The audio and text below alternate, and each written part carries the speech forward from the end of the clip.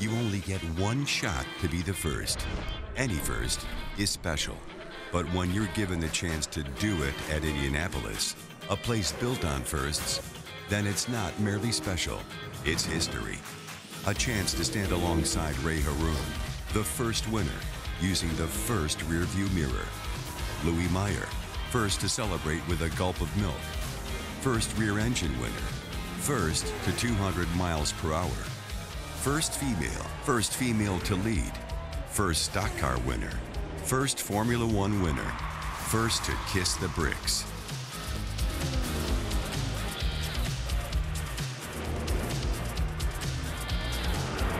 For more than a century, the Speedway has handed out firsts. But as the years have flown by, the firsts have slowed down.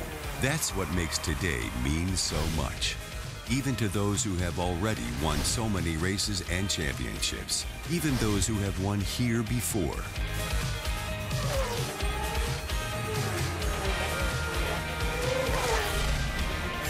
The inaugural Grand Prix of Indianapolis isn't just a race. It isn't just a chance to be a winner. It's a chance to be the first. Who will be first in the first ever Grand Prix of Indianapolis on a beautiful afternoon at the Speedway? The cars are gridded. Great crowd has turned out. The drivers and teams are all ready. The command to start engines for this first ever race is just 10 minutes away. And welcome to the month of May at the Indianapolis Motor Speedway. I'm Alan Bestwick. The build-up begins toward the 98th running of the Indianapolis 500-mile race. You'll see it 3 weeks from tomorrow here on ABC, shown here for the 50th consecutive year, and what an honor it is to be part of our coverage. The activity begins today with something different. The cars running in reverse direction down the long front straightaway across the yard of bricks on the Speedway's 2.45-mile, 14-turn road course. 5 left and 9 right-hand turns, including 2 massively long and fast straightaways. A course that's been used in the past year for Formula One and motorcycle racing underwent a $5 million reconfiguration that's receiving rave reviews from the drivers. Let's hear from some of them to the grid and Jamie Little. Well, Alan, there isn't a place on the planet that gets Elio Castroneves as fired up as Indianapolis Motor Speedway. Elio, you've won the biggest, oldest race in the world 3 times here.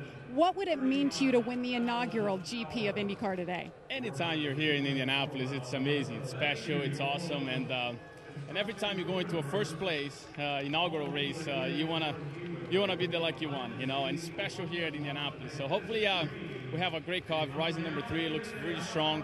You have 2 amazing straight lines, which are going to give you guys a great show, a lot of passing. The sun is out, weather looks good, a lot of people here, so I'm looking forward. And today's my birthday too, so imagine, I'm going for that present. And if you see the trophy, it is a good present. Well, the birthday boy starts 10th. Now let's go over to another fellow Brazilian with Vince Welch. The last time Tony Kanaan was racing here at Indianapolis, he drank the milk as the Indy 500 winner. In a couple of weeks, he's going to try to defend that title. But today, same place, but a much different race. What's the great unknown about the inaugural GP of Indianapolis? There are plenty, Vince, but I think the biggest one will be who made the right choice on tires. You know, a lot of people are starting on reds. We know the reds are quicker, but we don't know how much they wear. This track is extremely abrasive because of the grooves. The blacks are more consistent, but it's a really an unknown. And there is a lot of pit stop strategies that we can play. We don't know. We have no history of this race, so I have no idea what we're going to base ourselves on. So it's open to everybody. It seems like you've been getting better and better each week in this new ride, the 10 car. How close are you to winning? We're getting close. We're getting pretty close. You can see we're starting much further down and, further up the grid. And then, it took me a little bit, and obviously I expected that. It's a team that has been using a completely different setup than I'm used to, but we're there. I have all the Target boys behind my back. Chip is giving me everything I can, so all I can do is drive to the front. Keep an eye on this guy today, Tony Kanaan. Let's go to Rick DeBrule. Well, Ryan Hunter-Reay had the fastest lap in the qualifying for the Fast 6, but he's not sitting on the pole. That's because At the end of the session, with a track that had been slicked by rain, hit right before the session started, he lost control coming out of the last turn after he hit a slick spot, hit the outside wall, did damage to the car. Fortunately, Ryan was okay, but because he brought out a red flag, stopped the session, he had to incur the standard IndyCar penalty, which means he lost his 2 fastest laps. The good news, his next fastest lap good for 3rd on the grid, but it means you're going to have to pass people if you're going to win this race. So here's the question. We haven't talked about it yet. What's this track like to pass on? Can you pass your way to victory? Oh, I think you can, absolutely. I mean, they've done a great job with this circuit. IMS has just done a fantastic job. There's long straightaways, inviting passing zones, tight corners. I think we'll see a lot of passing today. The temperature's a little higher than we thought, so we'll see a bunch of different strategies here on downforce, tire selection, and also pit strategy. So there's going to be a lot of variables going on. You have to think you want to get it in the first turn, but are you going to stay patient, or are you going to go for it right off the bat? It all depends. We'll see where we have to go at it, but there's only one way you're going to win this thing, and that's passing to the front. So I've got to go for it. They've given me a great car, this number 28 DHL Honda, and just yesterday in the wet, it's part of it. Hit some standing water and lost the rear of the car, but the guys did an excellent job getting it back together. They were gone, left the track by 6 p.m. We were ready to go. All right, Ryan Hunter-Reay, you would not have expected the veteran to have problems in qualifying, but then you have to expect the unexpected here. And with another surprise, let's go to Dr. Jerry Punch. Through the years, there have been many surprises here in the month of May, but arguably none bigger than what happened here yesterday, as an impressive young Colombian, Sebastian Saavedra, overcame the weather, the wet conditions, the rain, to win his first ever Verizon IndyCar Series pole, and it comes in the inaugural Grand Prix of Indianapolis. And Sebastian, you've now had 24 hours to sit and think about what you've accomplished. What does it mean to you and this team? You are the pole sitter at the Indianapolis Motor Speedway. Man, it's huge, It's an amazing place. It's an amazing month. And, of course, to be here means a lot to everybody. But for me, even more, being my first time. It's just everything so far has been perfect. Let's try to finish the same way. I think we can do it. Hey, thanks for your time. Good luck today. Thank you, guys. Have a good one. When Sebastian Saavedra was 9 years old, he sat in his native Colombia and watched his hero, Juan Pablo Montoya, win the Indianapolis 500. He said, today, it's my turn to win a race at Indianapolis from the front row. Alan? All right, Doc. Well, the 106th year of racing at the Indianapolis Motor Speedway begins with a new chapter in the Speedway's history. That history documented in the Indianapolis Motor Speedway Hall of Fame Museum inside turns 1 and 2 of the oval track here. Which driver gets the first spot on that beautiful new trophy Elio Castroneves was talking about? There it is. We'll see who gets to take it home starting next. The Grand Prix of Indianapolis on ABC, brought to you by Verizon and IndyCar, driving technology, 2014 Verizon IndyCar Series. Drivers buckled in, getting ready to go in the inaugural Grand Prix of Indianapolis here at the Indianapolis Motor Speedway. What a spectacular day. Fans have turned out. They're lining all of the viewing mounds around the 14-turn course, and the command to start engines is just moments away. Joined by the 1998 Indianapolis 500-mile race winner, Eddie Cheever, and 11-time Indy 500 competitor, Scott Goodyear. Eddie, you are so appreciative of the history and tradition of this place, this new twist, the road course race. You good with it? I love it. I think we're starting a brand new beginning for IndyCar. My favorite page of all history books is that first page, and today we're going to write a brand new page in that book. And what a beautiful spring Indianapolis day for a very difficult race, and I just can't wait to see it start. Let's talk about the course on which this race will be contested. Been getting pretty good reviews from the drivers so far. Why? Excellent reviews because they took the old Formula One course and they revamped it because they asked all the current IndyCar drivers for their input, and they did a great job. Great passing zones, turns 1, 7, and 12. Very competitive turns, and all the drivers say it's the fastest road circuit they have on the tour, and it will be difficult. It always makes me think, Eddie, when we come to the Indianapolis 500, we always say the first turn, you can lose the race in the first turn, but you can't win it. And I think that's going to hold true here today, because as you rush down to turn 1, everybody wants to lead that first race lap here, the inaugural event. But all the drivers that are here today, there's only going to be one that leaves as a legend. Got to be a lot of fun finding out which one that is. Now, this is the 4th race of the Verizon IndyCar Series for 2014. The first 3 have been filled with plenty of competition and conflict. First race of the season. Green flag control, green flag. Here we go. We're green at St. Petersburg. Outside, can he do it? Oh, man. New leader, Will Power. Cautions out. We finally have a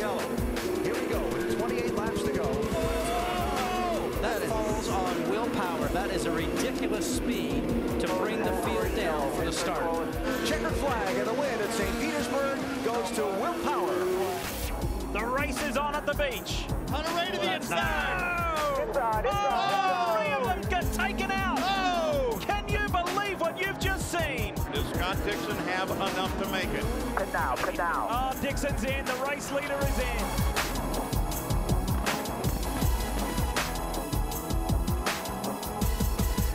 Mike Conway is victorious on the streets of Long Beach. After a lengthy rain delay, round 3 of the Verizon IndyCar Series in very trying conditions. Oh, Will Power. Power is off. Lotion's gone around. Finally, Bourdais gets through. Ryan Hunter-Ray leads Marco Andretti, who has been on a mission. Nightmare scene for the rookie, Mikhail Aleshin. This one will finish as is. It is checkered flag time for Ryan Hunter-Ray, 2nd year in a row. And a look at the championship standings after those opening 3 races. The top 3 drivers, Power, Hunter-Ray, and Pagenaud, have been incredibly strong in each of those 3 weeks. And last year's champ, Scott Dixon, very close behind all of them. Potential winners here at Indianapolis today. So we're ready for the first road course race for IndyCars at the Indianapolis Motor Speedway and the first ever standing start. It's coming up next.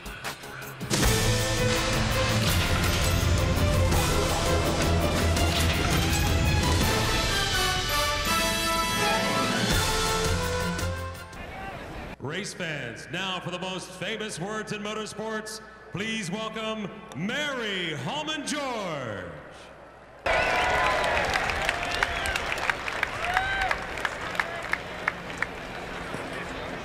Gentlemen, start your engines. Thank you, Mary Holman-George.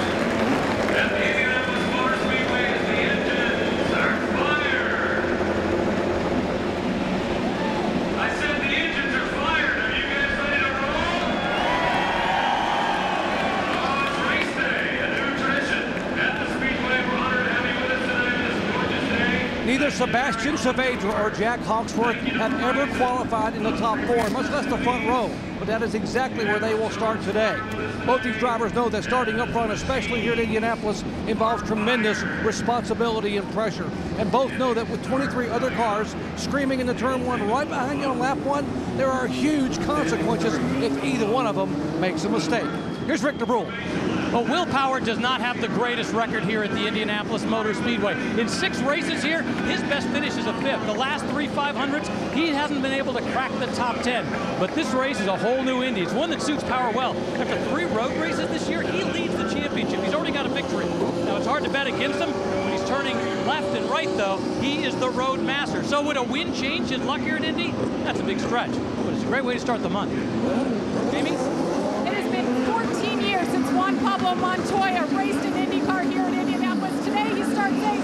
As for Elio Castroneves, he has 3 Indy 500 wins, and he told me if he wins today, he'll once again climb the fence, drink some milk, and eat some birthday cake. Vince Welch.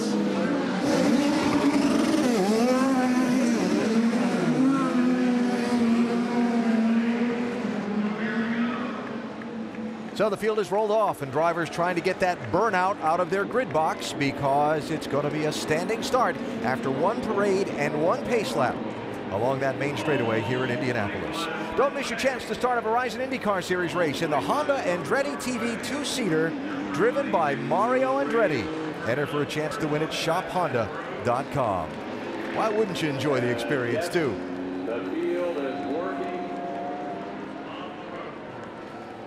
So 14 turns, 2.45 miles. Let's take a look at the course that'll challenge these drivers today, Scott. A great course built inside the Indianapolis 500 track. You can see what they've done here on this circuit itself. Turn 1, what a great place to pass as you rush down there just under 200 miles an hour. Heavy braking zone down to 50 miles an hour. All the way through the next few turns and up Hallman Boulevard into turn 7. A nice great passing zone again.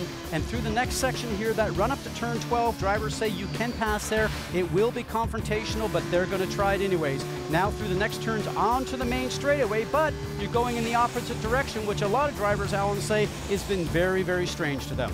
Strange indeed, but going to be a lot of fun to watch this field come tearing through there in just a moment. Here's a look at how they'll start for the Grand Prix of Indianapolis. The two 23-year-olds with their best ever starts in the IndyCar Series on the front row, chased by the three hottest drivers in the series this year and last year's champion in rows 2 and 3. The latest generations of some of the most famous families here at Indianapolis. Rahal and Andretti, Graham Rahal, Marco Andretti in rows 6 and 7. And the Long Beach winner, Mike Conway, going to come from way back in the next to last row. If they found the setup on that car, he should be fun to watch coming through the field. Graham Rahal with our National Guard on-board camera. Charlie Kimball, the Nova Nordisk camera. And Ryan Briscoe with the NTT data on board. Ryan Hunter-Ray's got our AutoNation on board today. And Marco Andretti is carrying the Honda on board.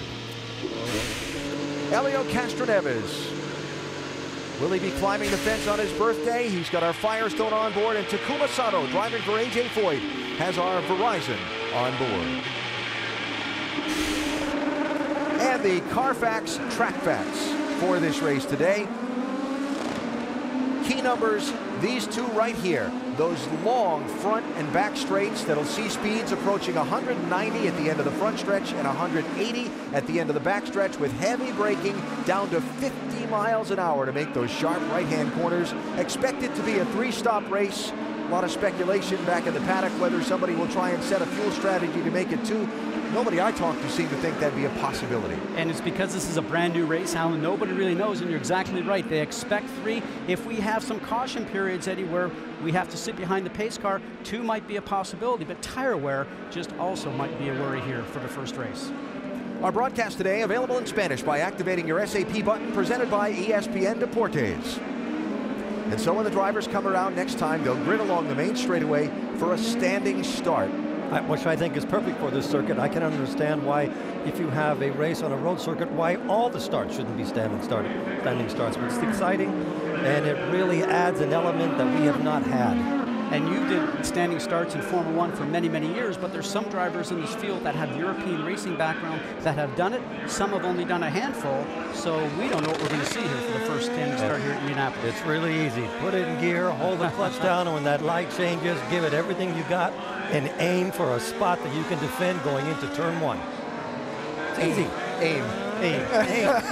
And defend. That's how I raced against him. He was always defending. While you're accelerating up to 190. And the funnel down to the sharp right-hand turn 1 should be spectacular.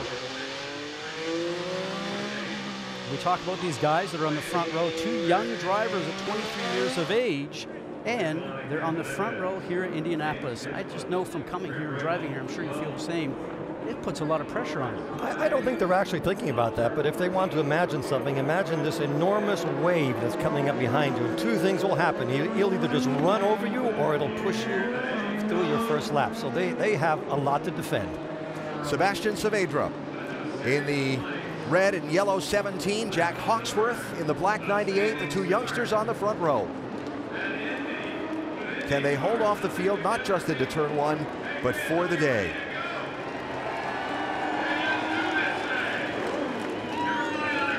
Mikhail Aloshin, the last driver on the grid in that number 7 car. When he gets in his box, the 5 lights over the track will begin to turn red one at a time. When all 5 are lit, between 1 and 3 seconds later they go out. When the lights go out, the race is on. The first ever Grand Prix of Indianapolis is about to start.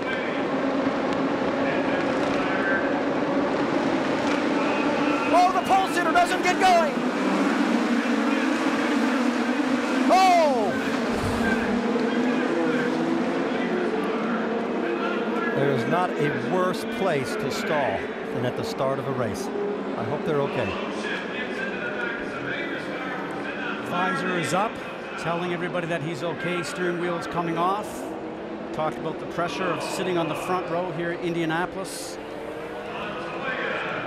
Saavedra is in it. He was hit by Mikhail Aleshin in the 7. That is Aleshin being attended to there. Juan Pablo Montoya crashed further back up the track into the outside wall. His car is sitting there up against the outside wall as well. Now, Aleshin was probably going anywhere close to 80 miles an hour because he probably changed the gear by the time he got there. So you're trying to accelerate, and all you can do in those moments is follow the flow of where the cars are going. He obviously got unlucky and went right into the back of that stopped car. That is Carlos Munoz also. He stopped down the front stretch and missing a good part of the front suspension of his car. What a horrible way to start their month of May. The drivers are being instructed to come down the pit lane, be collected by the pace car there, and they will continue onto the racetrack under the caution flag.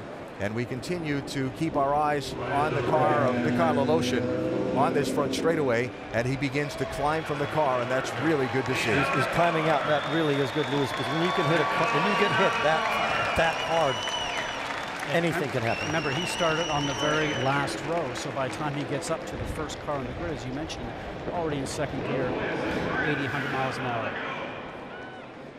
The car on your left-hand side will not get off the grid. He didn't even move. Saavedra. Everybody else is starting to go around him. Now the car coming from the back doesn't see him, and that first car that hits him is Carlos Munoz. And then from then on, the debris is flying. I think Montoya just stalled back there too. Could be. There could be a problem starting the Charlie Kimball, I think, on the right-hand side, also just a slow start. Oh, he just about got through, and it all happens so very fast because there is spotters here for these drivers to tell them what's going on, but at that short time span, Eddie, it's just about impossible. Hunter Ray did an exceptional job missing him. And Munoz is the one that decided to change lane from the right to left. Yes. And when he did that, he blocked the view of the cars behind him, and they found themselves with a stopped car in the middle.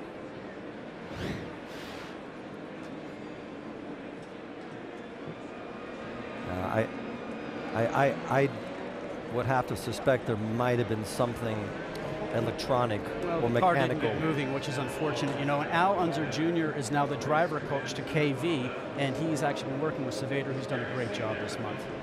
Doc? Yeah, let's go down here. Sebastian Saavedra has walked over, talked to Matt Curry, talked to Steve Peterson and all the guys here at the shop. Here back in the, he's very, very frustrated, very upset. Sebastian, what happened there at the start? Man, I don't know. We just followed the protocol of the start, and I don't know if it was heat soaked or what. As soon as I released the clutch, it went from 11,000 RPM to 0. You know, very sad because we did an amazing job. Everybody in the team had very high expectations. Really very disappointed. We just need to see what happened. This should have not happened, unfortunately. Do you think the engine, was there an engine issue? Was there a clutch issue, an ignition? What do you think? We've been struggling very much, try to put this thing to roll. I don't know if it's a temperature, more grip in the tires. Just following protocol, and it didn't go the way we really expected it. Very sad to be talking to you so early, man. We really had a car to freaking put it up front. Emotionally, Sebastian, how difficult is this for you? Man, when you have the opportunity to be in the front of the pack in this amazing and magical place, you want to bring it home in the same place. And to not even get a chance because of freaking electrical thing or something pisses me off. Sebastian Saavedra obviously upset, angry, and very, very frustrated. Let's explain this protocol, Scott. What you have to do is you go up to your spot in the line, you focus on the lights, you engage first gear, you give it full throttle, and you drop the clutch. At that point, you expect it to go. You expect the car to go. There's nothing else you can do. There's nothing the driver can do. It's like launching a plane off an aircraft carrier.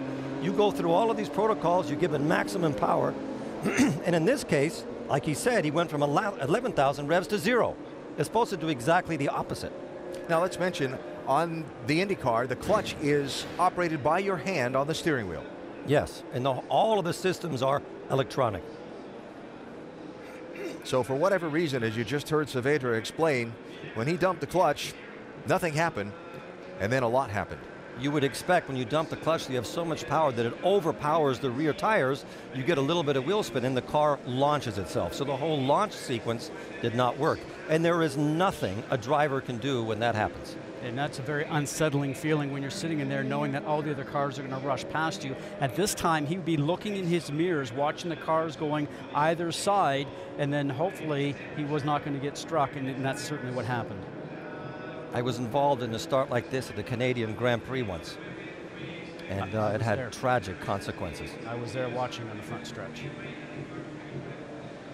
Unfortunate, you can see how deflated he is, and you know, we always, when we have a problem, Eddie, you always want to try and leave the track and go on to something new, and as we can see here, the impact, now the drivers that are involved in this have to be here for the next couple weeks getting ready for the Indy 500. You walk back into your workplace for the next couple of weeks thinking about this. Yeah. So Sebastian Saavedra, the pole sitter for today's race, and obviously very frustrated and upset. A massive crash on the standing start here at Indianapolis.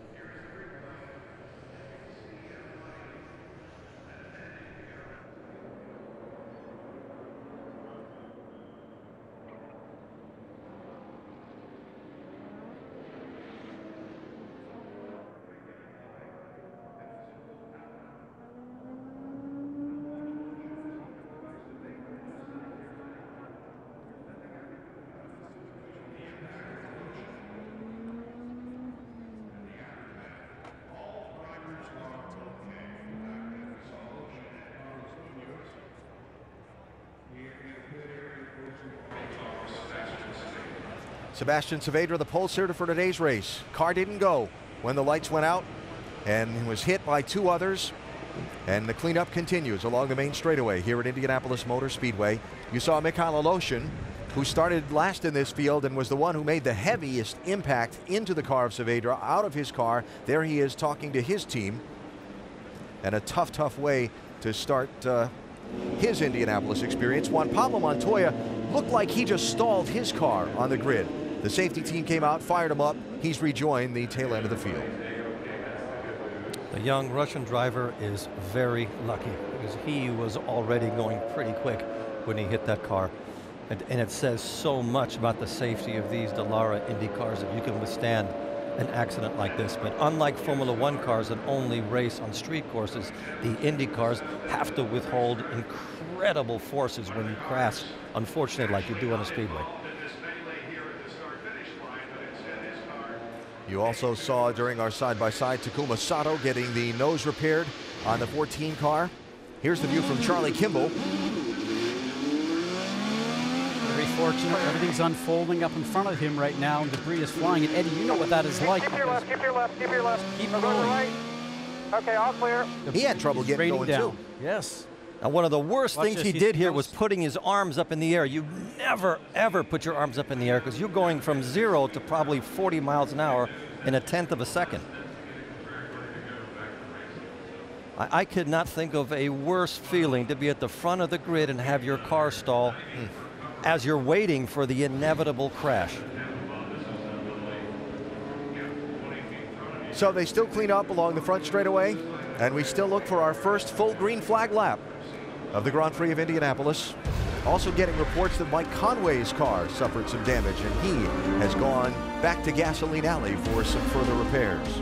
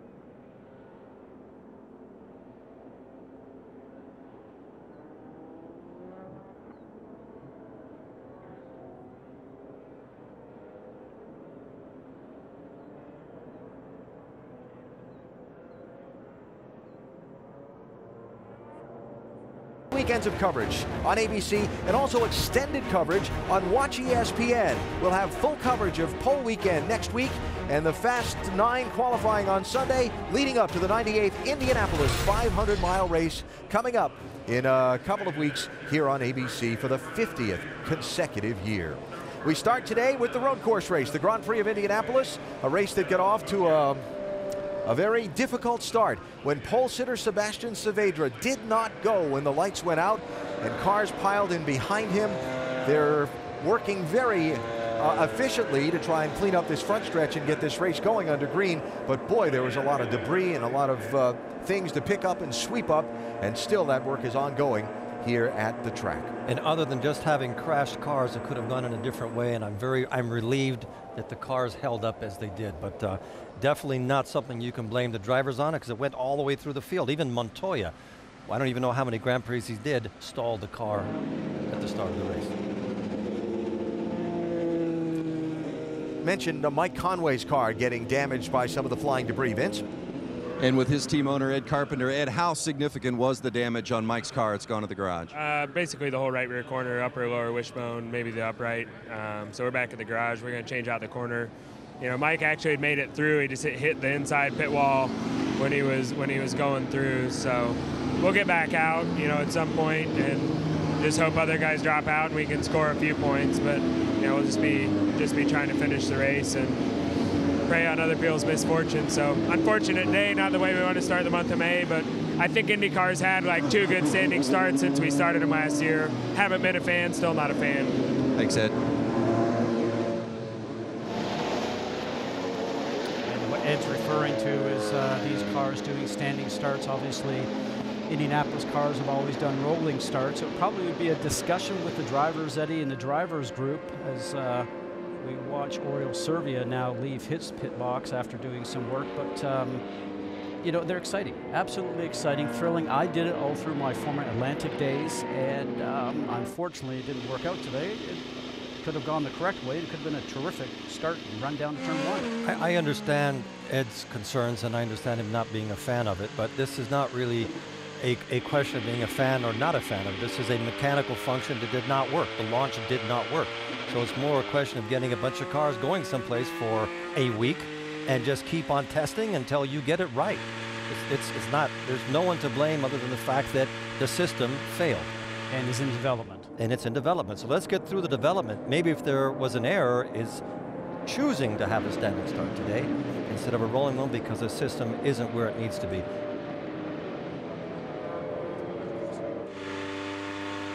Let's check back downstairs with Jamie. Well, Carlos Munoz has gotten out of the car, back here standing on your pit box. You've had a few moments to think about things. What happened? I didn't have really, I don't know, everything was really fast, you know. The first one I stalled, I was really in the back. I was already in 5th gear. I was really close to the car in front of me. I just saw him go to the right, and I just had to go to left, but it was not fast enough. I was lucky to go a little bit to the left side, no, and not to crash him just in front, just crash him with my rear front. It's a shame. We have to forget about this weekend. Everything went wrong. Qualifying, you know, when you're qualifying so bad in the rear, you can't expect these kind of things. We have to forget. Tomorrow starts another race, so just concentrate tomorrow and move on. I feel sorry for my guys. You know, they work all the time really hard, and just move on. Carlos Munoz, remember he finished 2nd in the Indy 500 last year, went from the best of the best to the low today. Carlos Munoz talking about tomorrow, the practice on the oval track for qualifications, and the Indianapolis 500 begins tomorrow at noon local time here. So all of these teams with their cars back in Gasoline Alley in oval configuration that they'll begin practicing tomorrow, and some with a little more work than others to repair today's cars and convert them over to oval track configuration for use during the next couple of weeks. And they have to take their road course brain and put it on a shelf and put their oval brain in, because it's a totally different way of dealing with the race course. But the teams now are also well organized, and you know, it's just you forget about a race like this, Scott, that goes badly as quickly as you can, and you move on to the next one, which happens to be the Indy 500. Race that we know is so large in everybody's radar screen. A lot of these drivers that are competing in today's race that are from somewhere other than North America will tell you that they can remember the day that they were watching the Indianapolis 500 on TV with their family, and they're generally driving karts at that point in time and thought, boy, we would like to go to Indy one day. Sebastian Bourdais in the 11 is 9th right now. Is it going to turn into a 2-stop race? We should try at some point when we get settled in to try to do a bit of fuel so we know where we can get, because right now we don't really have an idea. So once we get a couple of good laps on green, maybe we should try a bit of map just to see. Something I was wondering about with the extended caution to start the day. Now, cleanup's complete. The pace car will turn onto the pit lane this time. In the opening scramble, Ryan Hunter-Reay came out the leader in that bright yellow number 28 machine. He will lead the field back up to speed. This time it'll be a rolling start. It'll be single file. It'll be Hunter-Reay, Hawksworth, Pagenaud, Power, and Dixon. The first 5 as we look to get back, we look to get green flag racing at Indianapolis.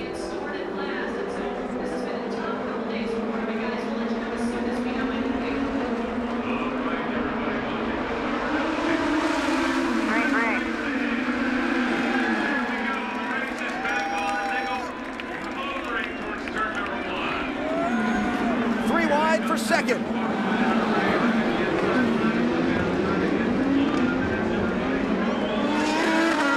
that Kimball in trouble? Charlie Kimball slow getting through turn 1. Marco Andretti with the lockup. And all the way over the curb. What was that curb there for? Was that supposed to tell you take a left? That is a launch. Look at this, inside the white line. Now, if he is pushed out there, which he was by another car, then that is not a penalty. But you can see all the pent up, ready to go by all these drivers right now. As wide as this track is, it seems not to be wide enough for the first lap. I have never seen a first lap like this anywhere. I'm glad we're up here because right now I wouldn't know what to do down there. That was Ryan Briscoe that got pushed a little wide. And here goes Marco again. Just driving in there real hard, hopefully taking advantage of guys stacked up with cars in front of them. And we call that in grassroots racing, excuse me, pardon me, coming through. What a great first lap. Hawksworth is being attacked. Hunter-Reay. Oh, you can hear the crowd just loving it, and look what happens. But he holds on to his position because the next corner is to the right. That's no, he doesn't. Simon Pagenaud through Ryan Hunter-Reay. Simon told me yesterday, he said, I have a car capable of going to the front. I am confident whether it's in the wet or whether it's in the dry. Now his sights are set on moving forward and chasing down Hawksworth. And he's under attack from Dixon. Hunter-Reay is. Hunter-Reay. He was actually under attack. He was defending, so it makes you wonder where the aerodynamic downforce level is in all these cars. If you're not going down the straight fast enough, do you have too much downforce on the car to give you grip in the infield? Cost you going down the straight. Time will tell us here.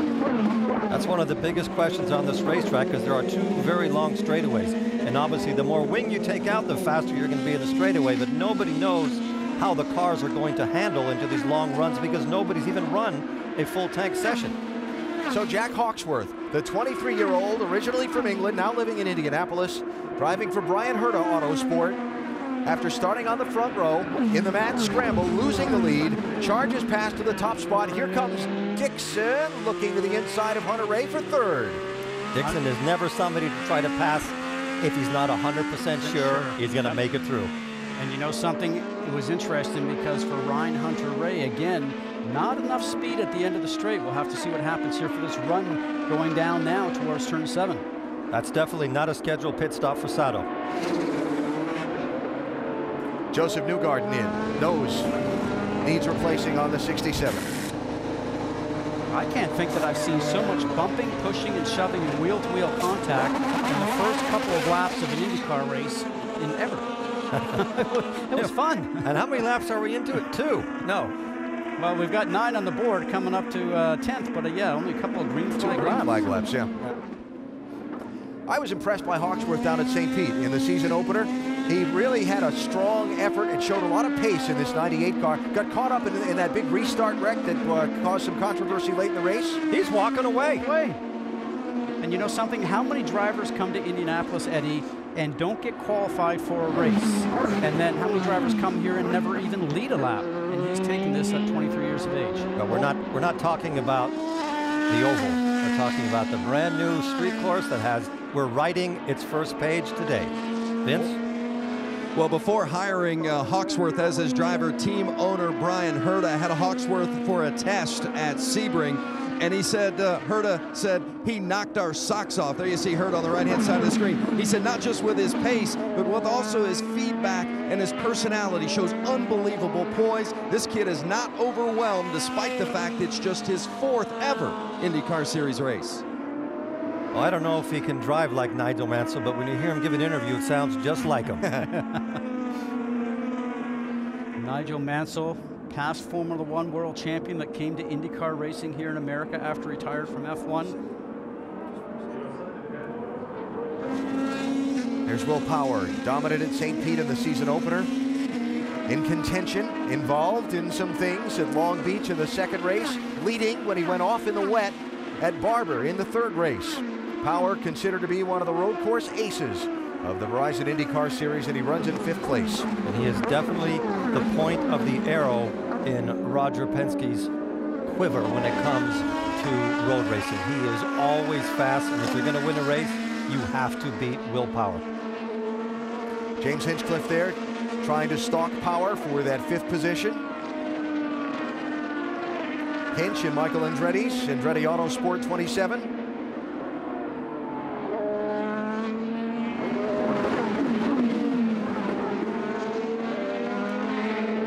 Hinchcliffe is still trying to get his season started, isn't he, Scott? He's been very fast in testing and good in qualifying. He's had some very unfortunate races. But, you know, when you speak to him, he is never down. He's disappointed, but he always sees the bright side of it. He works well within the team. Michael Andretti said he's just amazed at his pace and a great team player. The team is working on all cylinders right now, Michael said. He says, I can't think of any team that I've been around that's firing with guys and are competitive. They work well together. Engineering's going well. And Michael continues to grow his empire, not only in IndyCar racing, but everything else. So Hinchcliffe running in 6th. Let's check in on Ryan Hunter-Reay, who was leading at the green flag restart. Now he's running in 3rd. I can't save and not give up. Okay, keep going. Don't worry about saving then. Talking about saving fuel, and he said, then I back up. So then he goes backwards. Rick, you have more? Yeah, during the yellow flag, I talked to Michael Andretti about whether they would consider making this a 2-stop race. But I don't think he's comfortable with that. I think he just wants to keep Ryan out front running. He said, well, we're not sure, but I could tell it was one of those things that was, yeah, if you had to, you'd do it, but it's not his first choice. I was working on some of the numbers right now, and I see these guys being about 4 or 5 laps short just on trying to make it on 2 more stops, even with the caution we had. Now, if we end up having some more caution guys, then we can probably make that happen. So that's the contest right now, and that's when we're driving the car, and everybody else in the pit lane amongst their computers is trying to figure that out and tell us what to do. Never, ever bet on an oval coming your way, because inevitably it won't.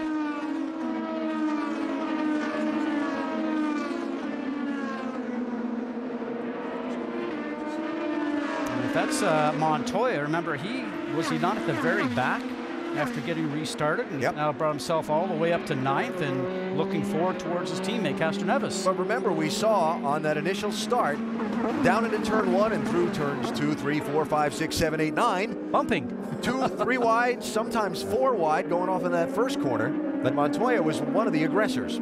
But now they've found their rhythm. Now they have marks on fuel to hit, and they've got to get off the curbs and stay on the asphalt and try to get as many miles as they can. It's all brand new. This is the first time they've ever been this far on this track. Up to 180 miles an hour, heavy braking here into turn 7. This is where you need to carry momentum all the way through 8, 9. And when you come out of 10, it's a fast turn leading up to 12. A lot of load on the car, a lot of load on that left rear tire. This is a fun section. Now back up onto the Indianapolis Motor Speedway course, albeit going in the opposite direction in the short chute here between turns 1 and 2 of the Indy track. And now back into the motocross, MotoGP turns, very tight. Now this is the turn everybody says back on the gas, full bore, up to top gear and 145, 7 miles an hour right there, and now going up to almost 200 down this main straight. Pass-through penalty, Frank Montini driving one of the Andretti Autosport Hondas here for jumping the restart. He just served that penalty. He's driving the silver number 26 car that Kurt Busch will take over starting tomorrow on the oval track for his double effort at the Indianapolis 500 and the NASCAR race later that night in North Carolina. Jack Hawksworth with a move by Ryan Hunter-Reay to get the lead after the restart, and he's out in front of Simon Pagenaud by 0.2 of a second.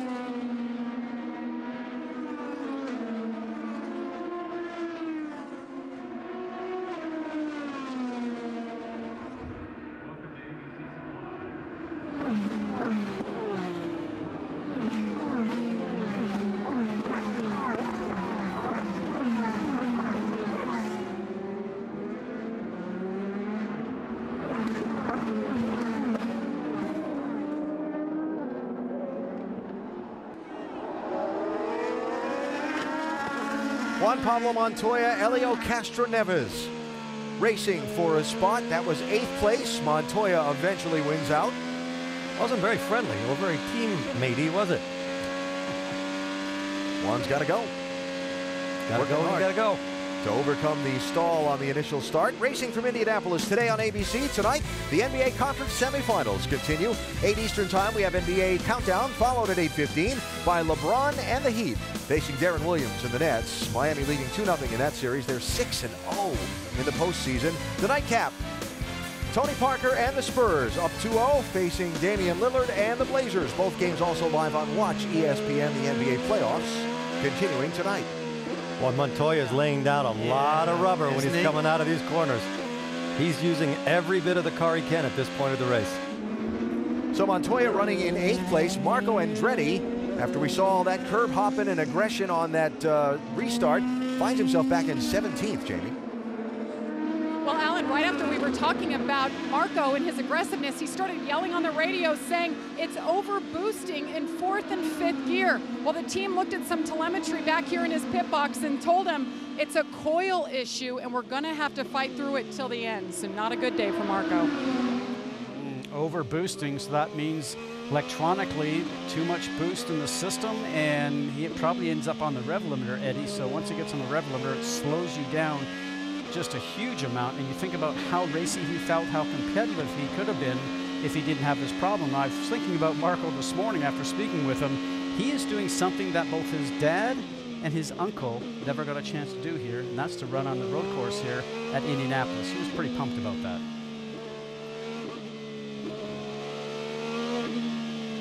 Would you like me to add something to that? Knowing your association with the Andrettis, I'm waiting to hear it. I was just listening to him go through the gears, hopping around that 7, 8, 9, 10 complex in the infield. Look at this. Look how close these guys are. Yeah, I think I'll take a different road. Oh, that's a Rahal and Andretti. Reminds me of old times between Rahal and Andretti. 4 wheels in the air. Just saw Castroneves get passed by Montoya. Now Helio's on the pit lane, Jamie. The birthday boy, Helio Castroneves, you see, has those black primaries on. Only one of 6 cars in the field who opted to start the race on those. So he will be happy getting these sticker red tires, the stickier compound put on that car. 7 seconds, Ellen. They filled him up with Sunoco fuel, put 4 tires on it. By way of review, 2 different tire compounds used here in IndyCar racing, provided by Firestone. The black standard tire, what's used for all the practice. There's also the red, softer or alternate tire. You have to run at least 2 laps on each compound of tire during the course of a race. But all these teams have a lot of history on all the tracks they race on, and they can do their strategy according to the pace they want to run and what the tires can do. Today, nobody has any information. Reds might just last longer than they normally do, but being a softer compound, you expect it to be quicker for a few laps, but then you lose the speed, and at some point, the black will be faster than the red. Charlie Kimball on the pit lane. Okay, you're going to have a clear pit. That's Charlie Kimball, and he comes down for his first pit stop of the day, and they wanted to try to come in during the yellow, but they had not taken the green flag to put the red tires on. They're one of the guys that started in the back of the pack and started on the black tire. You see the red wall on the side of the tires. You heard Alan Besser talk about these are alternate tire. It has much more grip and much more speed. 7.4 seconds, Kimball away. Adding to the mystery over the tire performance here at this track, beside the fact that they hadn't run here before, you're not allowed to run those alternate tires until qualifying. You don't get to test on them, and they had the open test here on April 30th. And in qualifying yesterday, the track was wet at times. So they don't have much experience at all on the alternate tire, and it's a little bit of a mystery until you get on them in the race and see what the lap times do. And this track is unique because you have these very long straightaways. When you get to these long straightaways, the tires cool down. So maybe the Reds will be more consistent over the length of the run than they have been in the races we've had so far this year.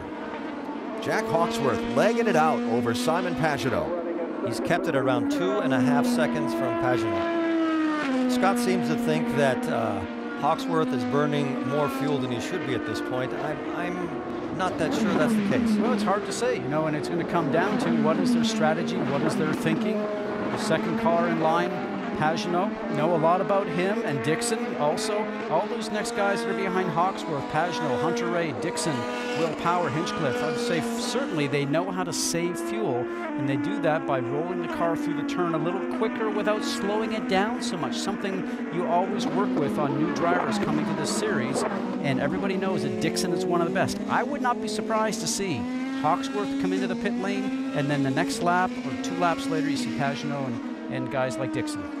But even if he does, we're not sure. Well, we don't know what the length. Nobody knows right now. They're just accumulating information. But that is the master.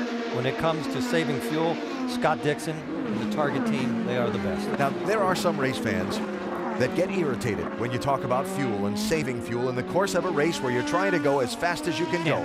But, asterisk on that, you're trying to cover the distance from green flag to checkered flag as fast as you can. That means staying stopped for as little time as you can on the pit lane. Montoya's in, Jamie. Started his day 8, that tied for his best start of the year. Juan Pablo saying he's just sliding his tires and apologized to the team. They're putting some scuffed red tires on the car. Of course, that means he's put a couple of laps on this set of tires, and we'll see if that'll help the grip. We could see that when he was exiting the slower corners. He was actually laying down rubber as he was accelerating. So the car sliding across the road, you're actually making the tire wear out a little quicker. You're building the pressure up on the tire, and when that happens, you end up losing grip. That's what a lot of drivers were starting to worry about here this morning. Ryan Hunter-Reay running third. Okay, we think you might have a right rear going down. It's going down slow, so let us know when the car starts not feeling so good. All of these tires have sensors in them. The telemetry sends a lot of information per lap, so they can actually judge a 1/4 of a pound change in the tire pressure. The driver at a certain point will say it's undrivable and I have to come in, but he's trying to stretch that as long as he can just in case a yellow comes out or something that will play into his strategy. He's on his own pace right now. Got more on this, Rick?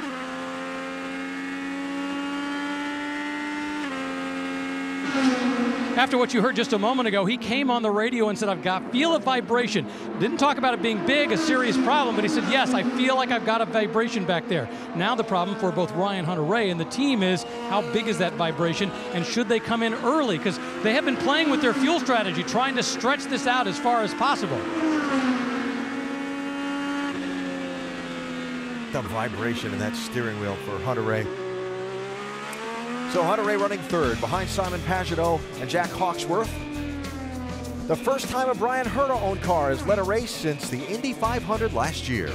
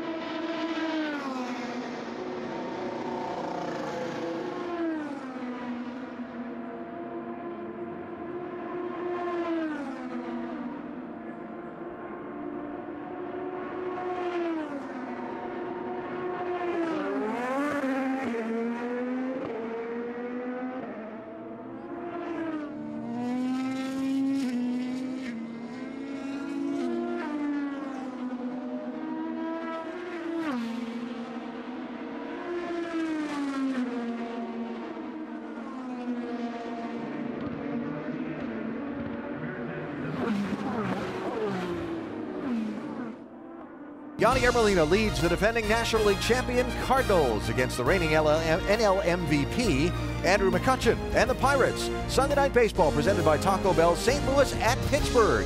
8 Eastern on ESPN and live on Watch ESPN. Love that ballpark in Pittsburgh. Having Sunday Night Baseball there, first time in a long time. Will be a lot of fun to watch tomorrow night.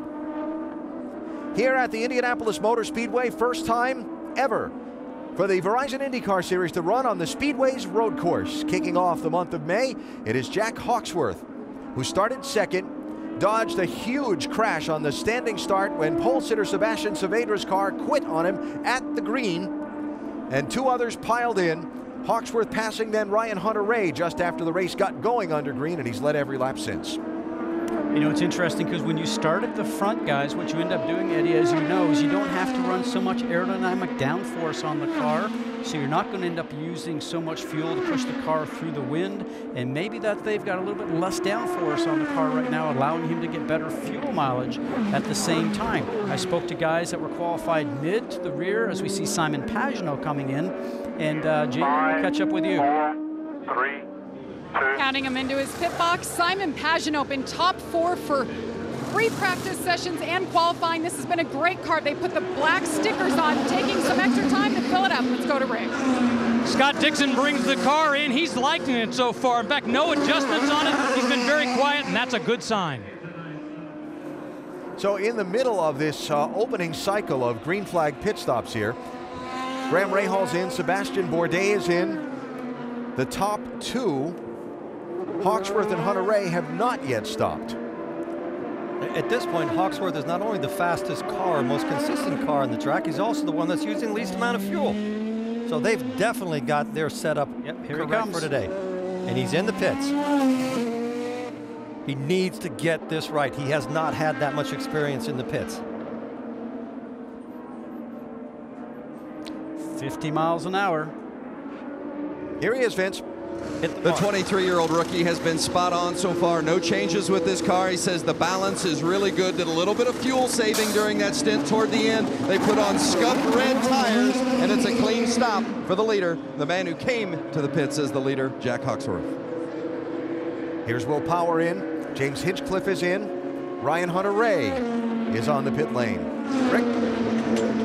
Ryan Hunter-Reay brings the car in. The good news is that they don't think they're going to have any serious problems resulting in that vibration. Hopefully these tires will solve whatever problem. Meanwhile, Will Power has come in. He's been another guy that's been quiet, trying to get the most out of the engine as he possibly can. Clean pit stop, and he's away. 50 miles an hour along that pit lane, and it takes 48 seconds from start to finish. And when you've had service, Eddie, it takes a long time to get down there. And you can see right now that Hawksworth has kept the lead over Pagenaud, but a rookie is outlapped. So important. The pressure is on him right now. The experience is behind him with Simon Pagenaud. So we see Marco Andretti on left-hand side getting his service and leaving pit lane. Will Pagenaud be able to get under braking, get up to him, and get close enough to draft down the front stretch? This is no ordinary rookie. He doesn't look very prone to making mistakes. He's now got his tires up to temperature, and he's pulling a little bit from the car behind him. What I don't understand is how did he lose those 3 seconds? Because he was about 3 seconds ahead of him. Remember, his pit stop was 9.5, had just that little extra hiccup getting away from his pit box. Back to what you were talking about before. One of the probably the best reasons to save fuel is that you'll spend less time when you come in. The more you're sitting still, what is it now? A second sitting still is over a football field on the racetrack. At the 500. At the 500. But in this race, at 190 miles an hour down the straightaway, it's not too close. far from. Yeah. Hawksworth does have the alternate tire on, the red sidewall Firestones. Looks like Pagenaud has the primary tire. You can see the black sidewalls. But Hawksworth had the same type of tires on at the start of the race. So here's the leader, Justin Wilson, not yet having pitted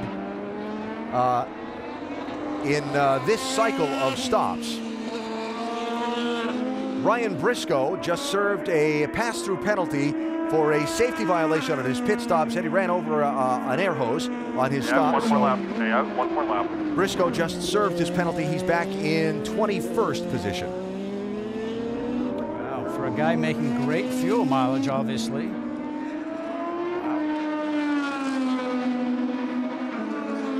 So So after we cycle through these pit stops, Hawksworth will still be leading, and we'll see by how much on Simon Pagenaud. And Hunter Ray is still third, will be third. Dixon will be fourth, and Power will be fifth.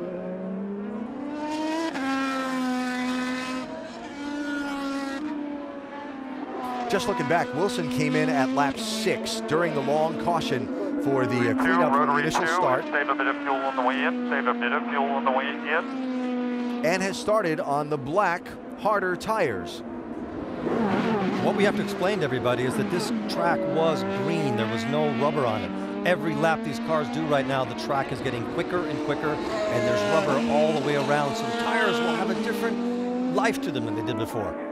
They should last a little bit longer. Cars will have a little bit more grip. Justin Wilson hearing on his radio to pit this lap, so he will peel off here at turn 13 and take the pit entrance. And they are so focused on the fuel, they told him to save some fuel when he comes in the pits. That's probably not the amount of 2 spoonfuls of fuel that he could save. We're going to go down 1 turn on the front wing and add some tire pressure. Copy? Copy. Well, there you go, Doc. And you heard exactly what they're going to do. Justin Wilson complaining the car has an oversteer problem or a loose condition. You heard about the front wing adjustment and the air pressure change. Going to put the red tires on. Remember, he started on blacks. There's the wing adjustment, waiting on fuel, waiting. Not a very fast pit stop. And his teammate, Carlos Huertas, also stopping. That completes this cycle of pit stops for everyone on the racetrack and puts Jack Hawksworth back into the race lead. So the top 6 are Hawksworth, Pagenaud, Hunter Ray, Dixon, Power, and Hinchcliffe. And look at the gap. Remember when he came off the pit lane for his outlap, Hawksworth had Pagenaud right behind him. They have got the setup spot on. It's a very delicate mix here, Scott, isn't it, between the amount of downforce that you run on the car to get through these twiddly bits and the 2 long straightaways, and they seem to have it. He is leaving Pagenaud behind him. And I don't think it's a fuel issue like we thought before.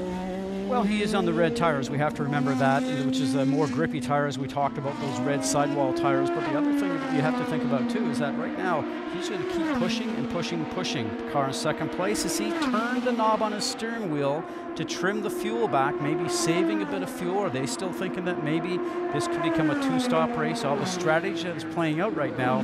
But for Hawksworth, I mean, you're leading at the Indianapolis Motor Speedway. How cool is that? He's not doing his strategy. They're telling him from the pits what to do. So from the pits, they have these computers, the amount of fuel, and he's just executing perfectly what the team wants him to run. He hasn't put a foot wrong the whole way. Sorry, Eddie, change for 6th place there. Sebastian Bourdais by James Hinchcliffe to pick up a spot. And now Hinch going to come under challenge. Right behind him is Helio Castroneves, looking to see if he can find a way around. So on that first stint, Wilson did 25 laps. Look at this move. Into turn 7 at the end of Holman Way. And Castroneves, Hinch was not pleased.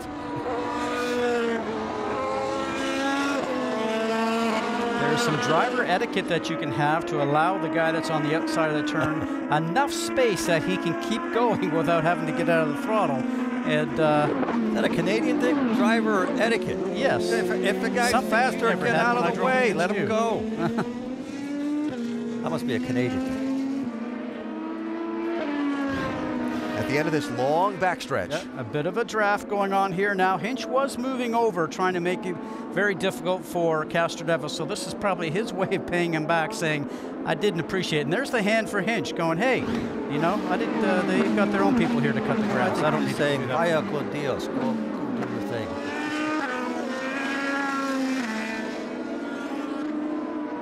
So Castroneves, the birthday boy, running in 7th position.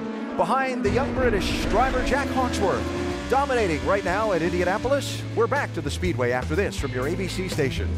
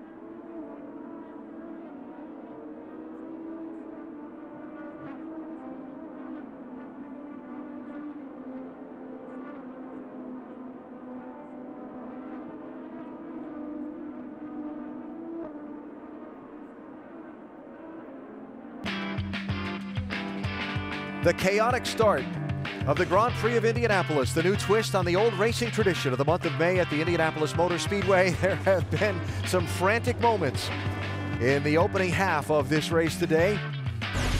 But best among them all, Jack Hawksworth, who has dominated the top spot in this one so far. Our Carfax race summary: Hawksworth has led 23 of the 35 laps that have been completed. Ryan Hunter-Reay led 10 after that initial crash on the start.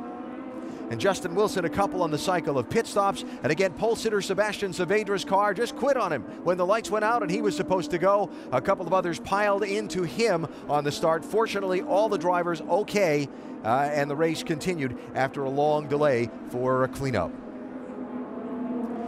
Just finished cycling through a series of stops and a widely spread series of pit stops. So some teams choosing to make different plays here to try and gain some track position, get out of traffic, save a little fuel, a variety of things. What hasn't changed through the cycle of stops is that this 98 car is fast. He's stretched out a 5.5 second lead on second place, which was 2.5 seconds more than he did on the first stint.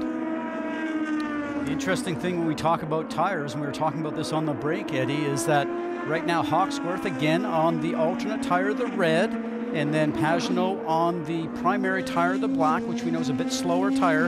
At the last stop here coming up, it might be reversed. Hawksworth has to run a set of primary tires once, which will be his third stop.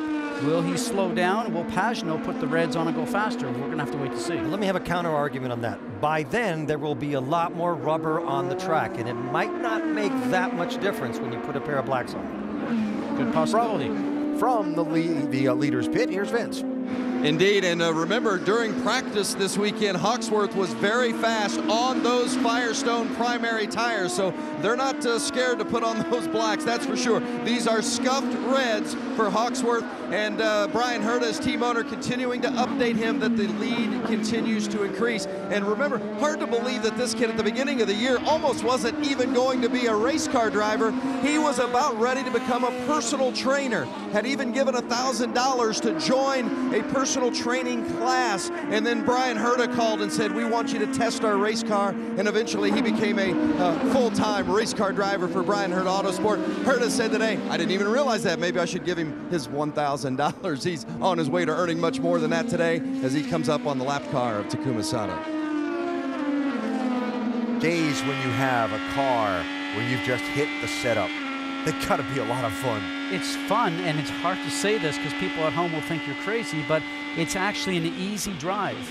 You know, I think about races I've won and how easy that may have been sitting in the cockpit, and races you finished 10th or 15 at, and you got blisters on your hand and you're physically worn out simply because the car's been in control of you, you've not been in control of the car. This is a very special day for him because he got to race in a really good car at a circuit. Well, nobody had any experience at all.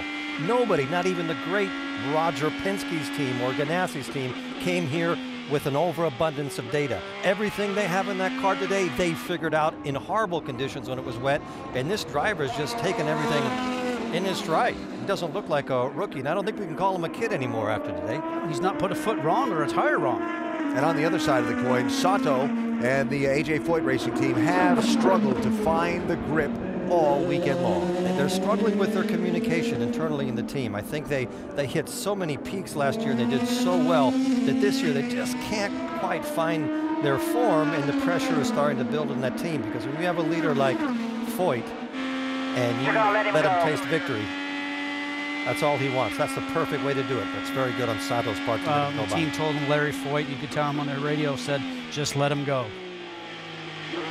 Now let's watch and see what he gains just in this 3 corners that we have in front of us. The power down of Hawksworth, the car in front right now, the black car, and you can see the day glow stripes on the bottom suspension pieces to tell everybody that he's a rookie, not looking like a rookie, but the power down and pulling away. And you know how frustrating that is as a driver to see a guy drive away from you when you can't do anything about it. He gained 150 yards, probably 100 yards in just 4 corners. I hope we can get the camera back on Sato's car when we get to the front straight, because we'll be able to see what the difference is that he gained in 1 lap. 3 more corners to go to the front stretch. The slowest bit of the track right here. Down to 12 off the Indianapolis 500 circuit on Here the we go. bike circuit, and this is where you put your foot on the gas and do not let off. And it's bye-bye Sato. Paddle shifting, right hand hitting the button. Is that a car up there? I'm not sure. It's leaving you. Wow. That is impressive.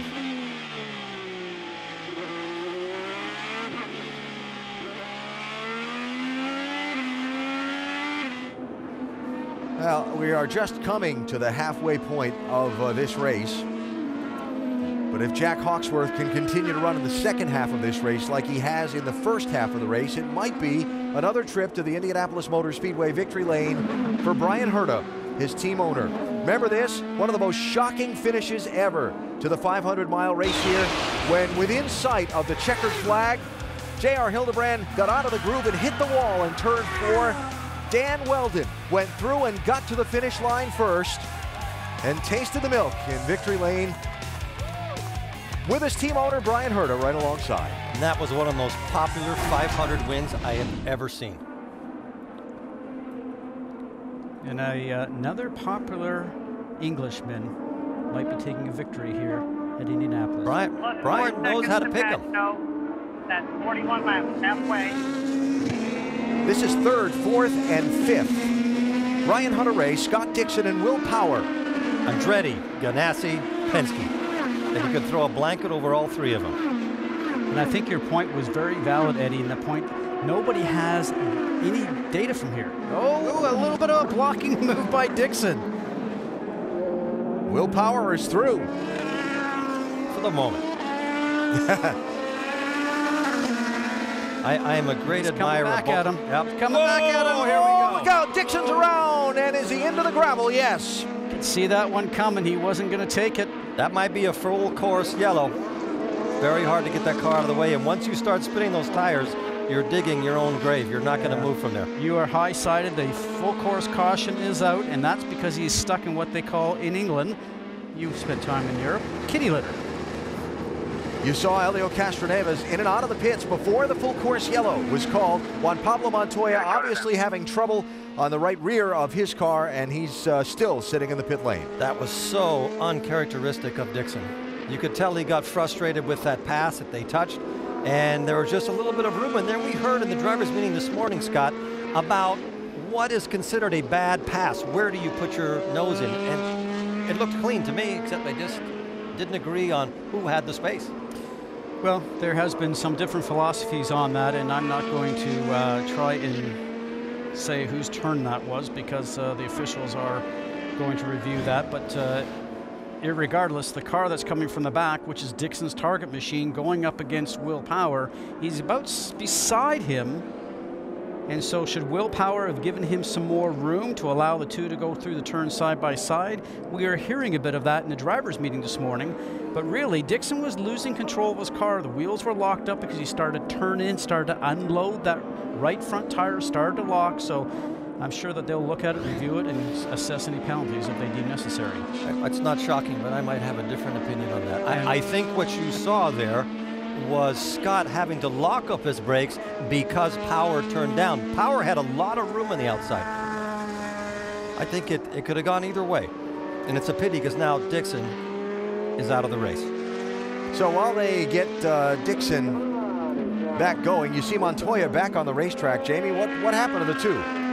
Well, Montoya was running 8th, and they had just told him he was running faster lap times than the leader, and then all of a sudden he said, something is wrong. I either have a flat tire or something is broken in the right rear. So you saw him sitting on pit road, shut the car off. They said it indeed was something broken with the suspension, but it looks like they were able to fix it, put a tire back on, and send him back out. Meanwhile, the 9 is back on course, Alan.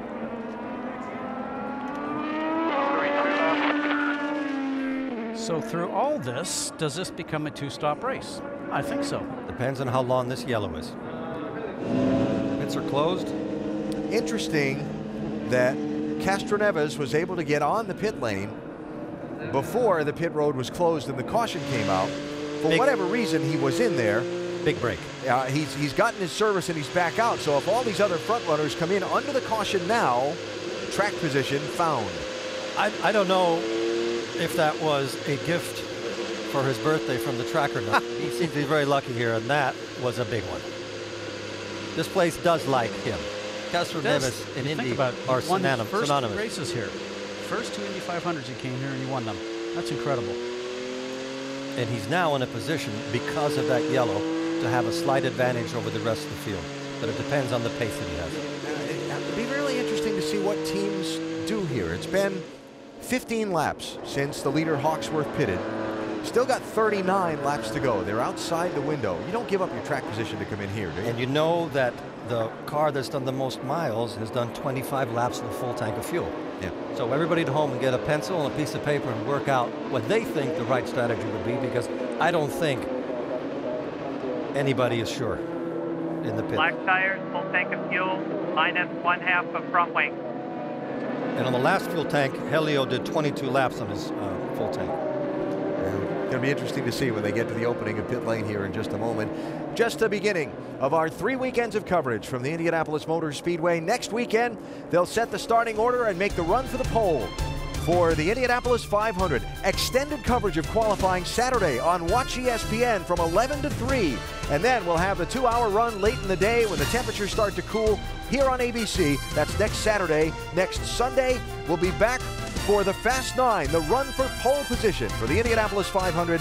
Again, extended coverage on Watch ESPN Sunday morning, and then from 1 to 3, the Fast 9 and the run for the pole here on ABC. That's next weekend from the Indianapolis Motor Speedway. And then, need I say more? It becomes the Temple of Speed. The Indianapolis 500, starting at 11 a.m. Eastern Time here on ABC. Here they come to the opening of pit lane. Who comes in? They do come in. The front couple come in.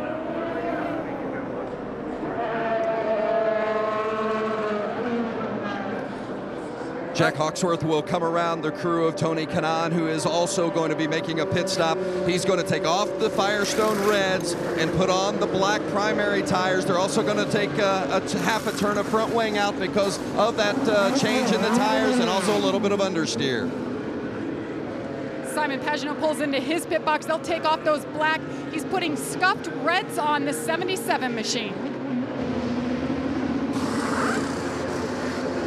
Will Power brings the car in. Once again, everybody's been on a fuel strategy. At one point, everybody was thinking about coming in, but at the last minute, only a few did, Will Power being one of them. Now the question is, how much fuel can he use in the next 2 stints?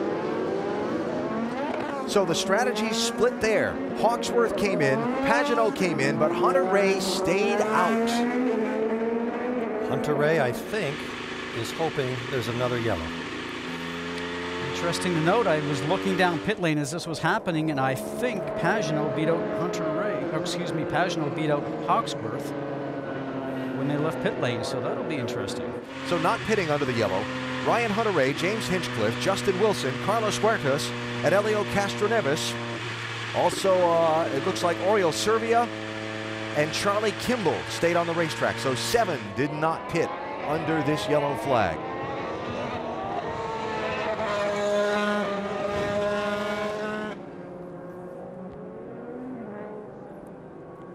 You can see Hawksworth in the back section there in the black and green car. Pagenaud on your left-hand side right here getting service, and he's going to get launched and out just in front, and he goes from one lane all the way over to the high-speed lane. Nicely done, and a little bit of a lesson for the rookie. Yeah, but he couldn't really do anything because the pit speed is 50 miles an hour. It does.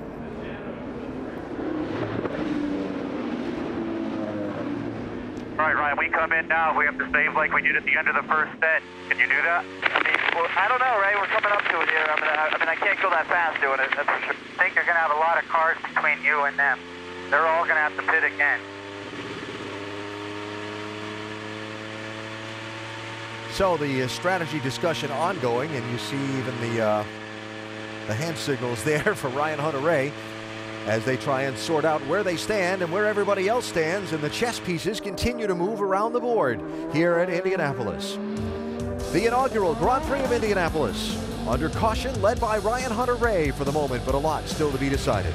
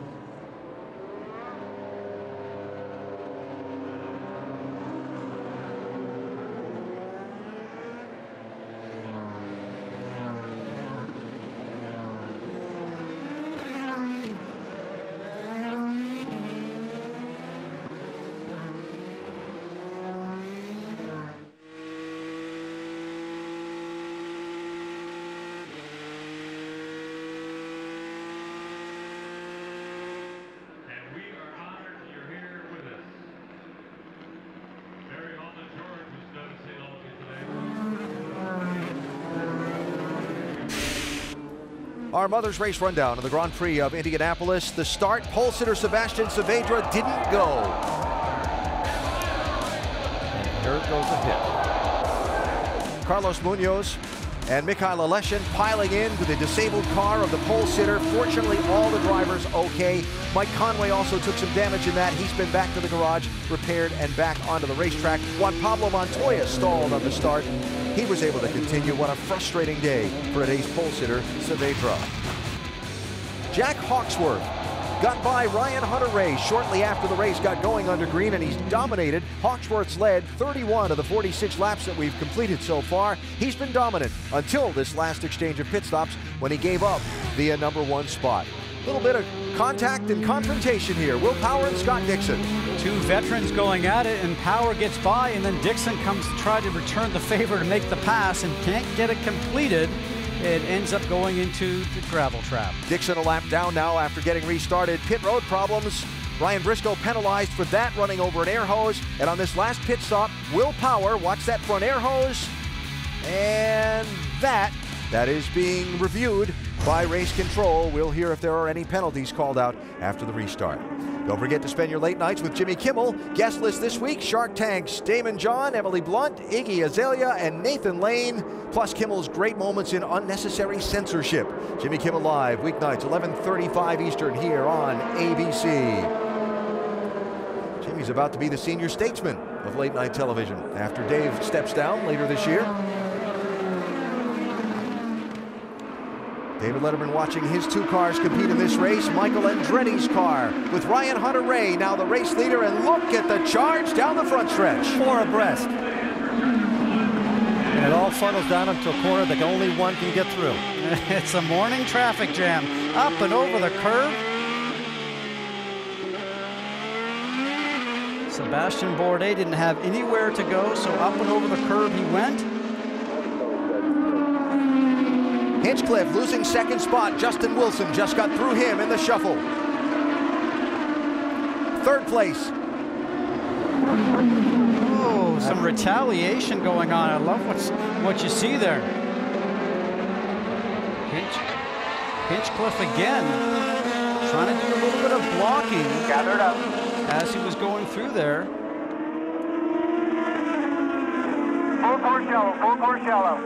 Oh, trouble.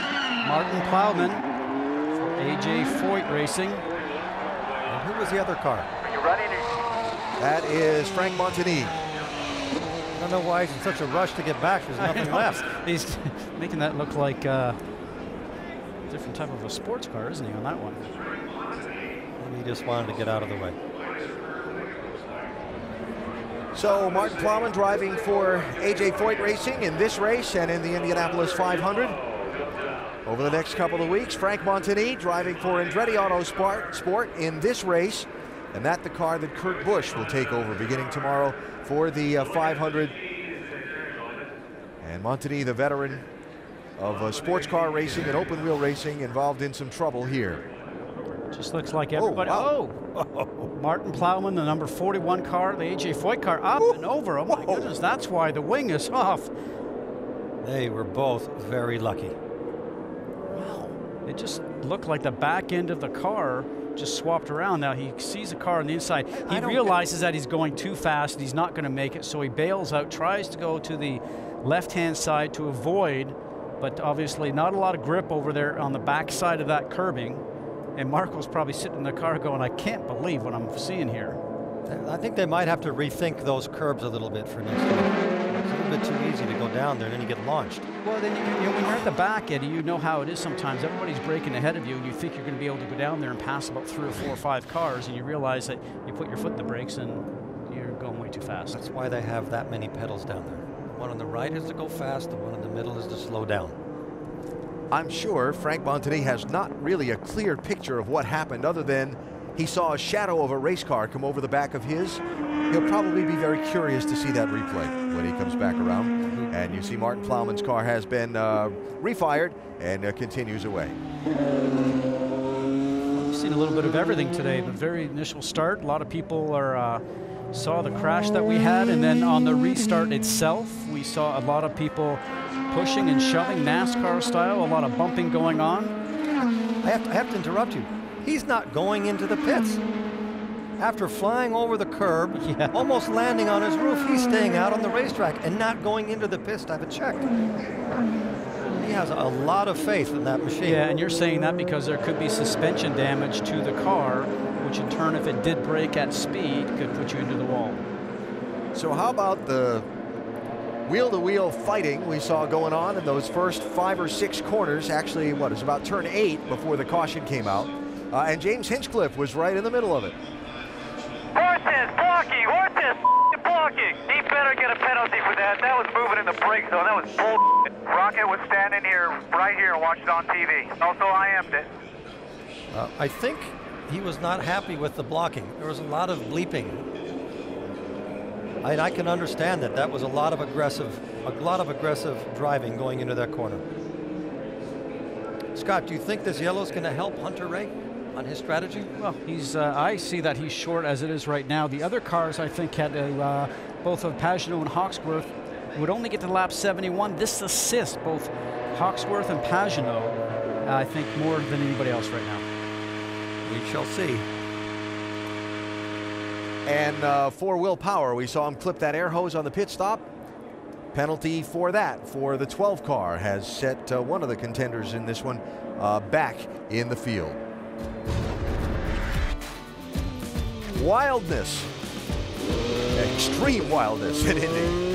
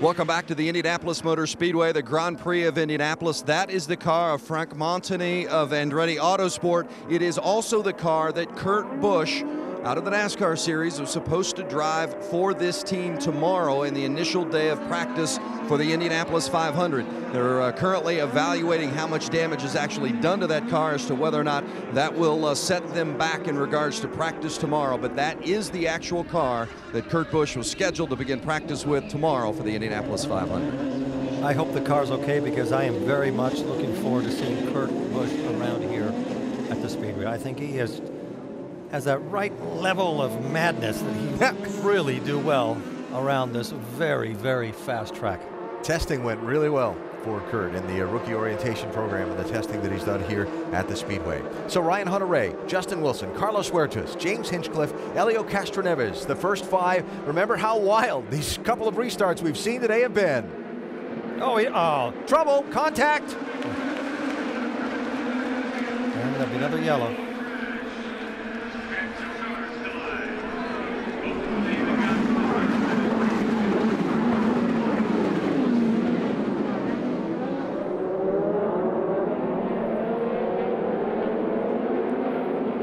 For the lead. Now that's how you. That's a nice move.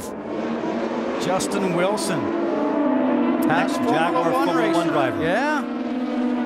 Wilson through Hunter-Reay. Hunter-Reay taking a defensive line on Wilson's teammate Huertas. The caution is going to come out in that restart mayhem on the front stretch. Graham Rahal's car came to rest against the outside wall, and he's out of it. I really don't like these new rules they're using for the restarts. It's too confusing. Where they accelerate, where they don't accelerate, and inevitably in the back of the line, somebody makes a mistake in this effect of accelerating and stopping. Why don't they just come out of the corner and start going?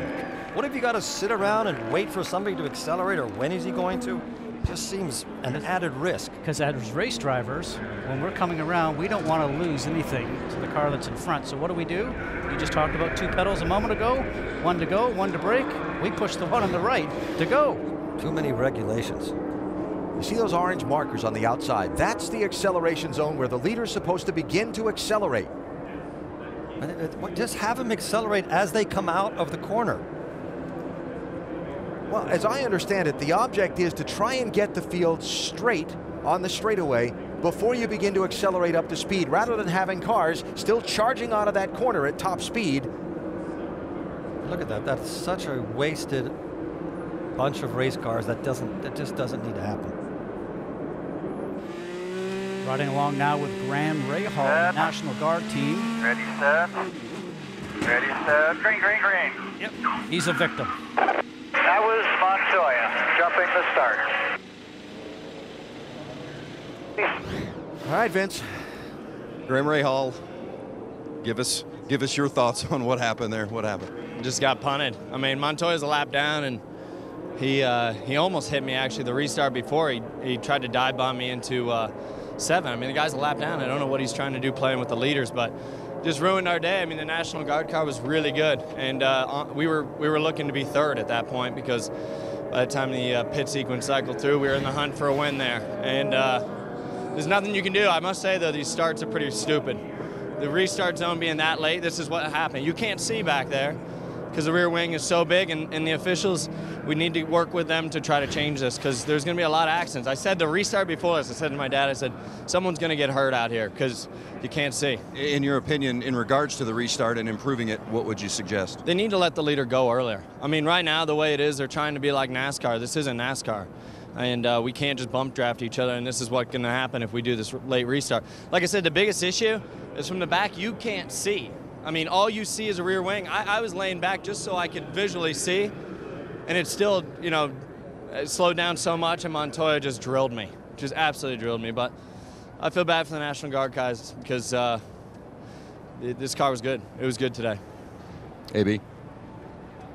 All right, Vince. Well, certain levels of frustration on a number of drivers' parts today here at Indianapolis. These are some of the best open-wheel drivers in the world, and I think they should play a more important role on getting these restarts corrected so that they feel comfortable. Juan Pablo Montoya with damage to the front wing there on his 2 car. That was my fault. He went and then he got on the brake and ran. I thought they were going. It's the accordion effect, basically. What he's saying is because it starts to stack up as it is right there, and but on a restart the same thing happens, and the guys in the back anticipate the speed's going to go a little faster. Eddie, you and I have done it for years, and you are ready to go. But their job is to go. At the restart, your job is to go, not to hang around and look where you're going. You're right. Yep. Agree. Competition as close as it is, you've got to get all you can on restarts, get all the positions you can in those first laps before the field settles in. Under caution at Indianapolis. Back after this from your ABC station.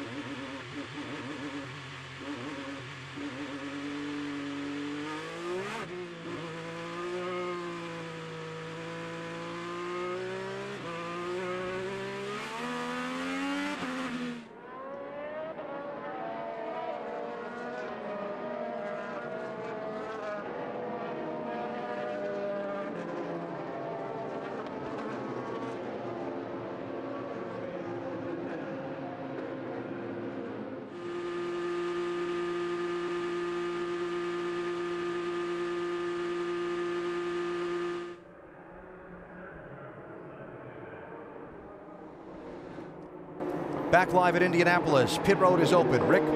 Ryan Hunter-Reay brings the car in. They're still discussing what they're going to do for a fuel strategy. He's been playing that game, but the big key right now, he now has sticker red tires. Justin Wilson and Hunter-Reay. And Wilson is going to win the race off the pit lane. He's making some serious statements today.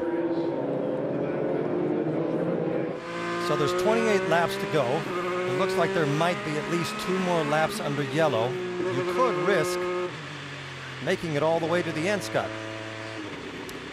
Possibility, depending on how much fuel you're saving. I guess the way that I'm calculating it right now, not knowing exactly what Pagenaud and Hawksworth have done as far as hopefully, obviously, a full tank of fuel. But I counted them as 10 or 11 laps short before this yellow. Will they make it to the end? I guess that's why we're going to stay here and watch. I don't think anybody can do more than 26 laps in a full tank. At least we haven't seen it. So as you look at the running order here, Helio Castroneves did not pit. He's the new leader. Charlie Kimball, Jack Hawksworth, Ryan Briscoe, Sebastian Bourdais, and Takuma Sato run second through sixth, did not pit under the yellow flag. It's been 13 to 10 laps since they pitted in that range for all of those cars in that first 6. Then Justin Wilson winning the race off the pit lane. He's 7th, followed by Ryan Hunter-Reay, Simon Pagenaud, and James Hinchcliffe round out the top 10. So the last 4 that you were talking about, we are sure have a full tank of fuel. There's no way they would take less than a full tank. In principle, they've got a full tank, but they're right on the edge of that window, too. That's okay. Being on the edge, that makes it possible. Not probable, but possible that you can make it to the end.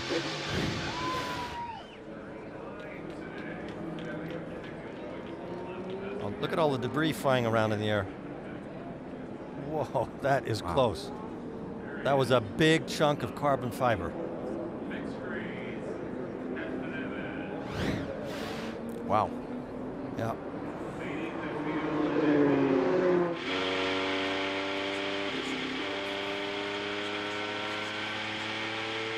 So Hawksworth now finds himself in third position. And he and his team trying to figure out where they stand. It's a total crapshoot. It's a crapshoot. It's literally half of one, half of the other. Yeah, but there's no guarantee these guys are going to make it. Okay, so you're going to be up the grid, and they might have to splash at the end. There you heard it, a big debate before that pit stop as to whether Hawksworth was going to come in or not. In fact, they called for him to come, but he'd already passed the pit lane entrance, so he wasn't able to get in time. Hawksworth, for the first time all weekend, and I've been listening to his radios all weekend, seems a little bit frustrated and a little bit rattled. They're really calming his nerves on the radio, as you heard him say, it's a crapshoot, hang in there, we're going to be fine. If we don't have any more yellows, I don't believe he can make it to the end.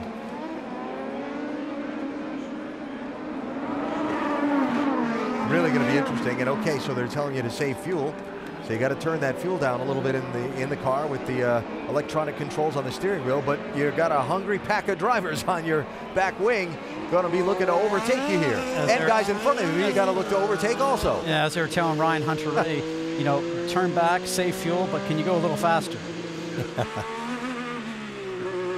That's like telling somebody to go shopping and not giving him any money.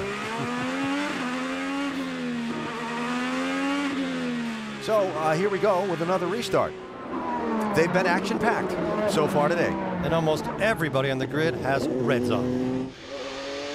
The softer alternate tire. Watch Hawksworth from third. And again, the first off the pit lane, Justin Wilson in the 19. Running in 7th place, 26 laps to go. How many wide will they be when they get to turn 1? And will they all get there?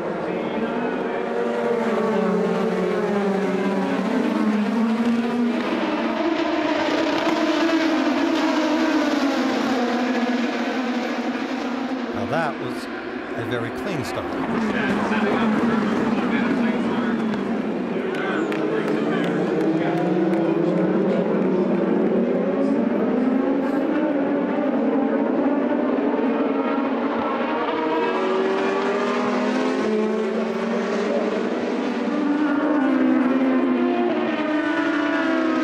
take about another half a lap to get their tires up to temperature.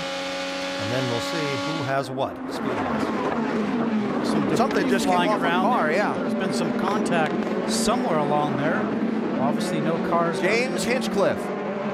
He's not missing anything from the car. Do you see any pieces missing?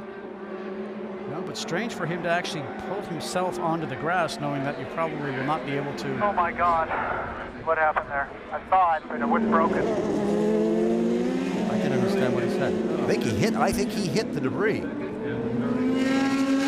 it'll be interesting to see if they do a full course yellow, because he is at the end of a long straightaway in a heavy braking zone. And will they be able to remove him before all the cars start to come around? So Elio Castroneves leads. Charlie Kimball is second. Jack Hawksworth is third. Change for fourth place. Sebastian Bourdais through Ryan Briscoe. Here comes Scott Dixon. Though Dixon is not on the lead lap, he's the first car one lap down. And while this goes on the track, pass-through penalties for Will Power. Still, this just the penalty being served from the running over the air hose on the pit lane. And Juan Pablo Montoya, penalty for the contact and jumping the restart, the last restart bar. That takes them out of the game. We don't have to worry about them anymore. I'm trying to figure out who's going to be in the right position to win this on the last 10 laps. And Helio Castroneves has Kimball all over him. And we were talking about fuel mileage before, going back through some of my notes here. You know, Hawksworth, I'm not sure that that's going to happen now because of the amount of laps he has to do. I think I did a miscalculation. The guy that I've just noticed on my screen that played it very smart that they were running together with was Pagenaud, who came in. Well, we didn't see him. He only got 3 laps on his tank of fuel right now, so he looks like he has done the correct thing, but getting to the end. So we did stay under green because the safety workers were able to pull James Hinchcliffe's car away from turn 7 to safety. And so the race has stayed under the green flag. We'll start to see some debris flowing there. Going up over the Verizon bridge, you can see how high that debris is going. We're not clear. And then there's another hit there. So it looks like maybe something happened to James Hinchcliffe's car. Made him lose control of it a little bit, and he went to the outside of the track, or he knew something was wrong. He was trying to get out of the way, ended up contacting another car. Normally, when you're going down an escape path like that, you are full on the brakes. He wasn't. We'll try and track down some more information on what happened to Hinch there that has put him out of the race. Rick, you have more on that? Yeah, I was just talking with the team a moment ago, and what they think happened is that they think Hinchcliffe may have hurt his hand. That's why he pulled off. I heard the frustration in his voice, but I wasn't able to get the full story. But in talking with George Klotz, he said, right now, he says, what I think has happened is simply he's hurt. So a piece of that debris hit Hinch's hands on the steering and went off. So that the update on James Hinchcliffe, whose car has been pulled again behind the wall over there at turn 7. So Hawksworth is on a pair of blacks for the black tires, the harder tires for the first time this race, and he doesn't seem to be able to keep the pace of Castroneves and Kimball. He seems to be not struggling to hold his position, but he's not gaining on them. Or have they turned the fuel down to try and make that stretch and that gamble to the checkered flag? Lots of things still to be figured out in these last 23 laps.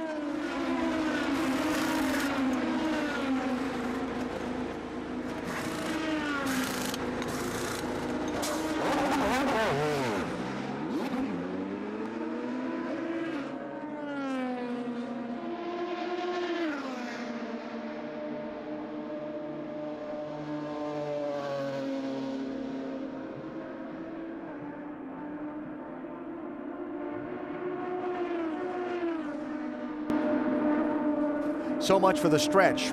As you saw, Jack Hawksworth pitting with 21 laps to go.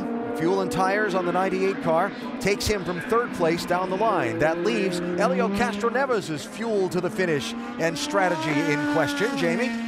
Well, his boss, Roger Penske, is actually calling the strategy for him. Your driver leading right now, Roger, but he last pitted 21 laps ago. When do you need to bring him down pit road? Well, we've got to see what happens. There's been so many yellows. The strategy, obviously, we could come in and pit, but we're going to wait and see what happens here because we've had a lot of yellows today, and I guess it's going to be rolling dice.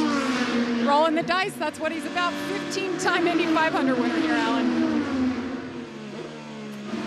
Let's show you what happened to Justin Wilson, who said under braking there was contact and he had damage to the front wing. See the left front wing here partially sheared off. That's where a lot of debris came from on the racetrack. Part of the nose also damaged. Wilson had the nose piece and front wing repaired. He said now he's getting increased temperature because there may be some radiator damage on the left side, but a lot of debris from Justin Wilson's front because of contact under braking. So Wilson first off the pit lane of the guys that stopped under that last yellow, now goes from leading that charge to being down in 15th place. Now further update on James Hinchcliffe. Moments ago, we saw this as Hinch was taken away from where his car was pulled behind the barrier in turn 7 and off to the medical center in the infield. We'll get further updates as soon as they are available on Hinch. Certainly hope the best for him. Well, captain says he's rolling the dice. When the captain rolls the dice, he always has a very good understanding of what's going to come out. He's pretty good at making bets. So he is, as he said, hoping on a yellow. And it wouldn't be a shock if another yellow happened again. But at this point, Castroneves seems to be able to pace the field, and Kimball can't really get close enough to create any problems for him, Scott. Tony Kanaan in.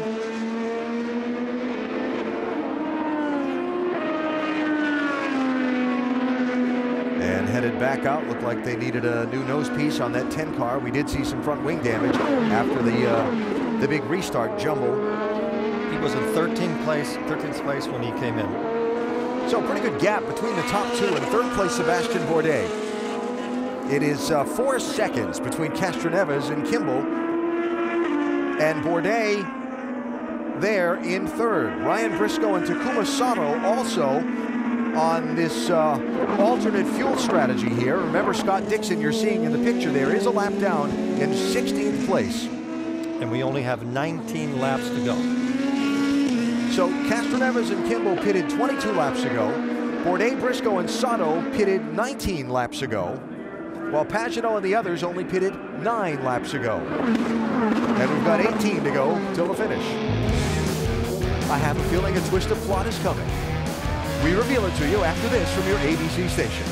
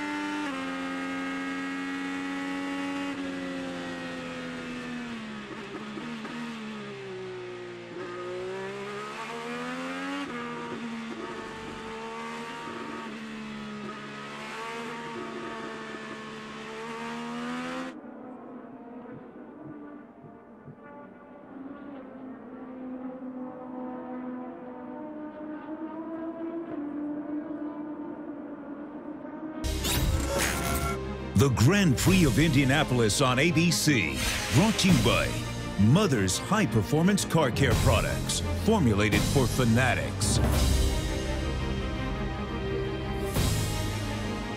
What a debut at the Indianapolis Motor Speedway for the Grand Prix of Indianapolis, the first IndyCar race on the road course here at the famed Speedway.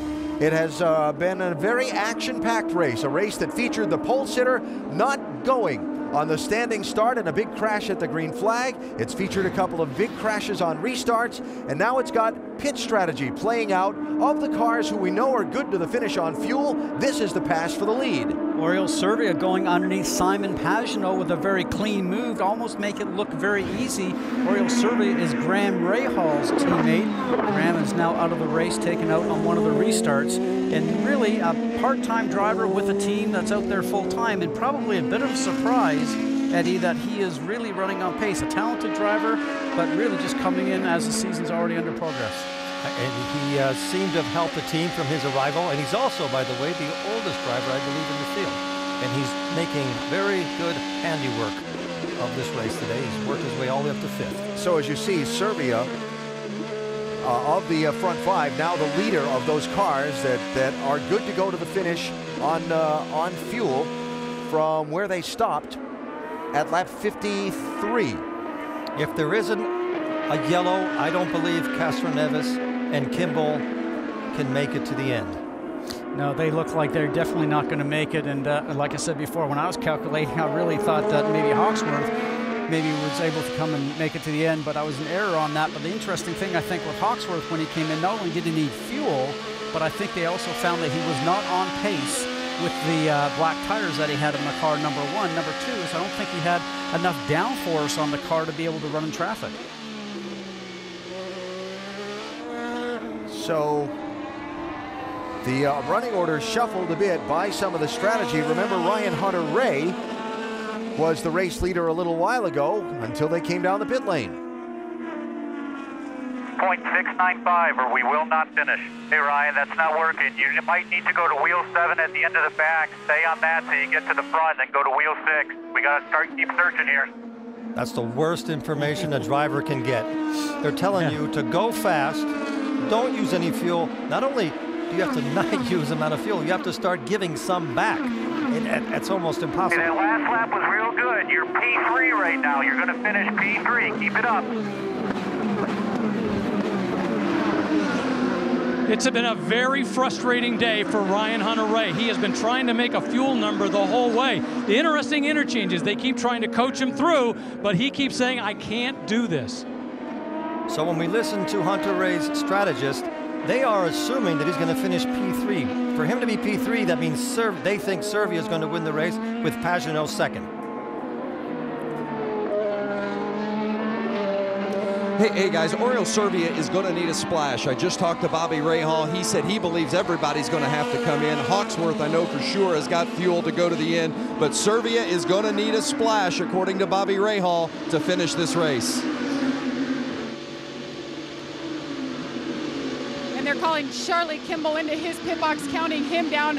Great run for him so far today, brought it down in the top 5. Most of the day he's been there.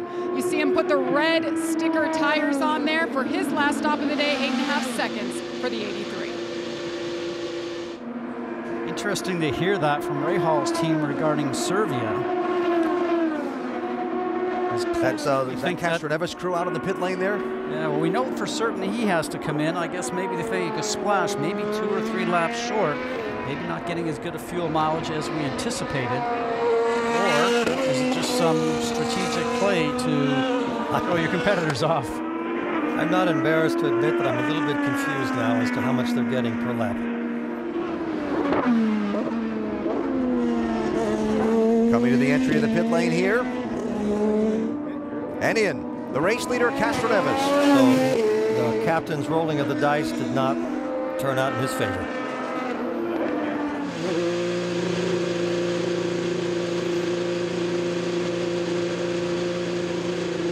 And it had been 28 laps since Helio Castroneves last pitted, so he went the max distance he could. They were hoping for that caution to help them out. They didn't get it. Helio Castroneves, of course, wanting to climb the fence on his 39th birthday today, comes into his pit box. They'll put the sticker tires on there. 12 laps to go. This is not where Helio Castroneves wanted to be. 6.8. He's away, Alan. So he's out of the play now. As I believe Bourdais is, as I believe Briscoe is, who now are running first and second. And you heard Vince say that the Rahal team feels that Oriol Servia is going to need a splash of fuel, so that would put Simon Pagenaud. But he has the same fuel strategy that Servia has. It's been 16 laps. He's fallen 5 seconds off him, so he's not running the pace. That might be 2 teacups of fuel difference. And this is a long lap.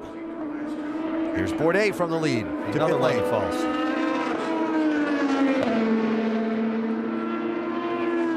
And Sebastian Bourdais pulls into his pit box. These guys are spending about 28 seconds on pit lane. He was the leader. Now he has that long drive all the way down to his pit box. This is just heartbreaking, but that's what racing's all about. 12 laps to go. Sebastian Bourdais is in his pit box, short pitting, but it's not going to help, and it's a long pit stop nonetheless. New leader, Oriol Servia. Alan? Like they had a little trouble getting the fuel connection on the 11 car for Bourdais. Ryan Briscoe also on and off the pit lane on that same strategy. And now I think we'll see Servia, Pagenaud, and Bourdais with a chance to finish, depending on how much fuel they can produce, Scott.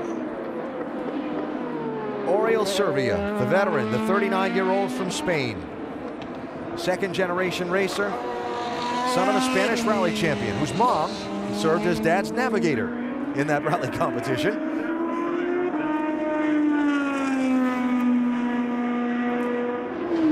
Now a driver, when you're trying to make fuel, how do you do that? You let off the gas going down the straightaway into the turns. You try not to carry too much speed out of the motor, as they like to say. You'd like to make the motor work a little bit less. You try to roll the car through the middle of the turn, short shift. And if it's a splash he needs, as Vince said, you're going to wait as long as you can to make that splash in case the caution flag comes out. 10 to go.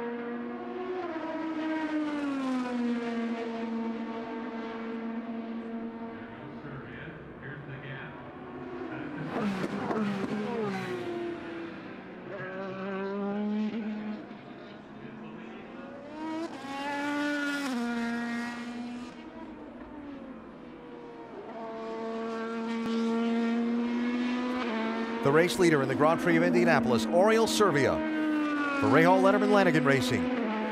Will he need that splash of fuel at the end? He's got a 7.5-second lead on Simon Pagenaud, who's on the same pit stop schedule as Servia is. Ryan Hunter-Reay, we heard his team radio earlier that if he hit a certain fuel number, they could make it to the end. Hunter-Reay is third, 9.5 seconds behind. Then it's Helio Castroneves. It's been a while since Servia took home that trophy from Montreal. Will circumstances work out for him to take home a prize trophy from Indianapolis today? Rick is in the Hunter-Reay pit. Yeah, standing by with Michael Andretti and getting the frustration of both the team owner and driver. You guys have played the fuel strategy game. Is he going to make it? if he keeps doing what he's doing and keeps running to the numbers he's running, he should make it. I'm just a little worried about Elio behind us. Because he's now on a different strategy and can use speed. Yeah, he's running flat out, and we're conserving, so we'll see. By the way, just a moment ago when I asked him what's it like to do this, he said, well, it really sucks. Jamie? Well, Rob Edwards is calling the shots for Simon Pagenaud. You told me a while ago you were about a lap short. How are you looking right now? We're right there. I mean, we're going for it. Obviously, Helio's got fresh tires. He's on full fuel. We're married to our strategy, so we're going to try and make it work. Rolling the dice again, staying out, Alan. Gotta love it. If this was a poker game, I'd say all three of the first three are bluffing. Well, it makes you ask the question then with Servia, from what we heard from the Rahal team, that he's going to need a splash. He continues to stretch. He's now up to 8-second lead over Pagenaud. So do they feel that they'll just have him come in and take a splash of fuel? But the key thing here, guys, is that this is not a short pit lane. If you come on pit lane, it's 48 seconds. You are done. So I'm watching lap times just to try and get a grip on who's doing what. Last lap by, Servia ran a 71.5-second lap around the speedway. Pagenaud ran a 72-second lap. Hunter-Reay ran 72.5 seconds, even slower yet. And then you get back to Castroneves, who's still coming up to speed off the pit lane on those newer tires. So we'll watch the gap between Castroneves. You heard the two people we interviewed there both mentioned the 3-car who just came off the pit lane with fuel to make the finish and the fresher tires. It really comes down to being as smooth as you can, staying off that brake pedal as much as you can, dialing everything you can out of the engine, just trying to keep your speeds up and being as efficient, way beyond the efficiency they've done to this point in the race. So Castroneves is 17 seconds behind Servia. Last lap by, he ran about, Scott Dixon not for position there, remember he's a lap down. Castroneves ran about a second faster than Pagenaud did, but Servia was faster than Pagenaud. He hasn't backed off much. But they only have 7 laps to go.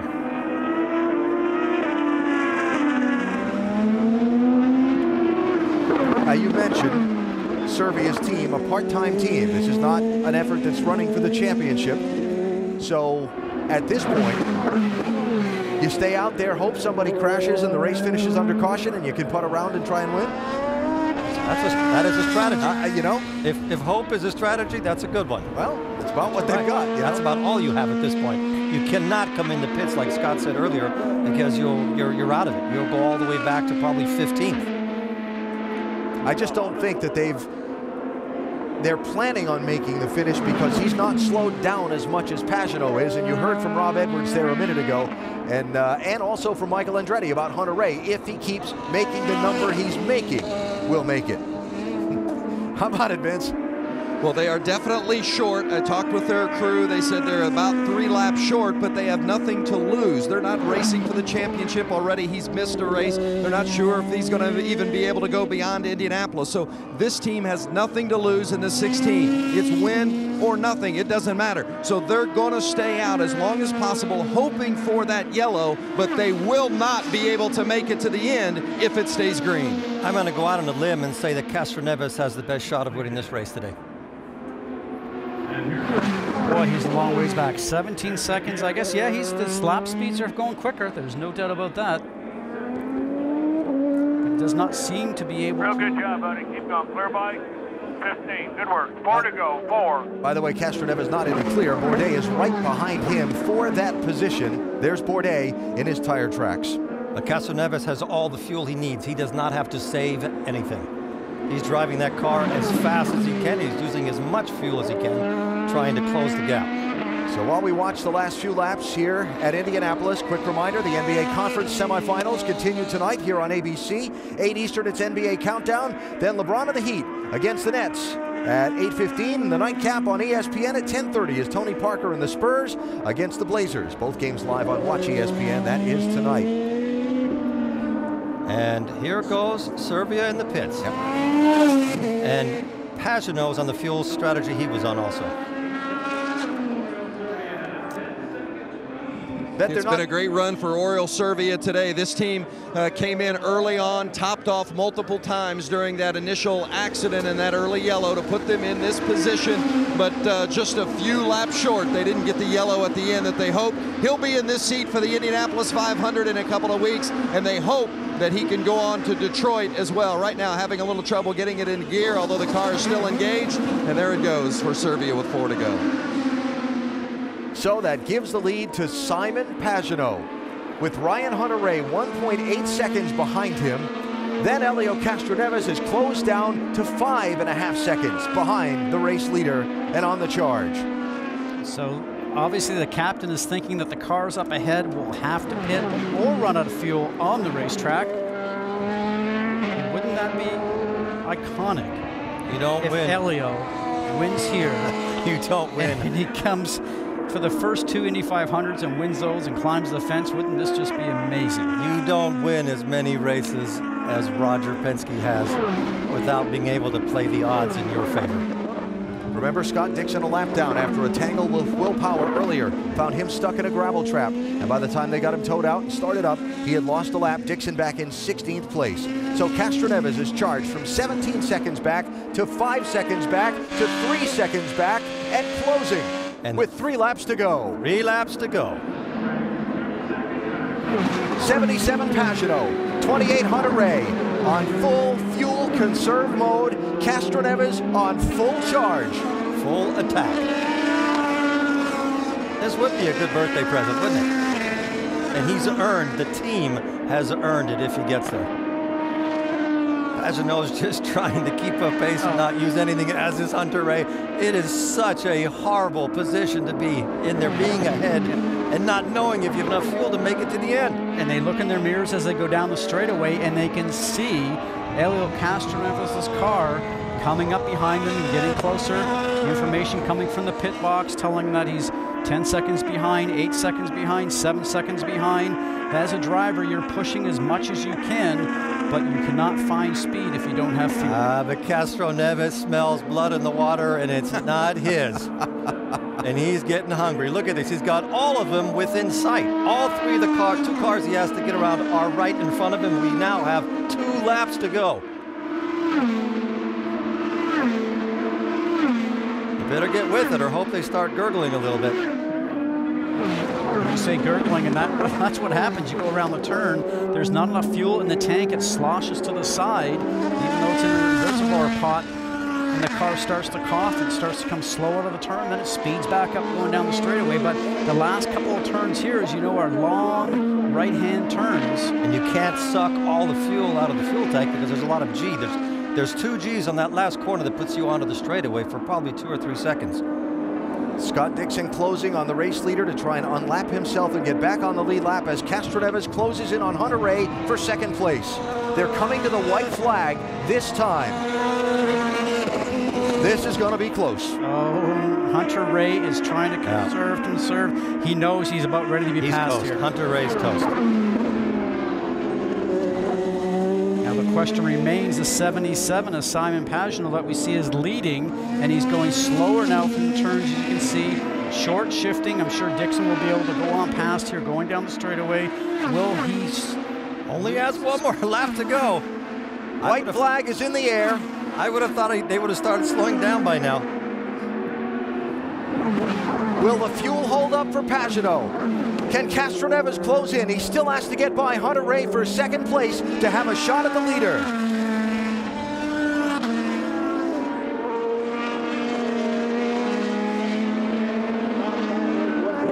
Onto the backstretch. Final time. A trophy at Indianapolis, tantalizingly close. Will the fuel hold up?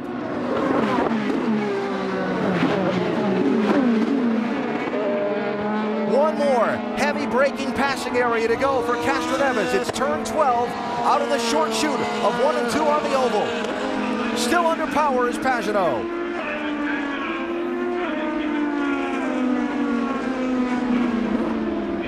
Here they come. Is he slowing down? Trying to milk it, trying to nurse it.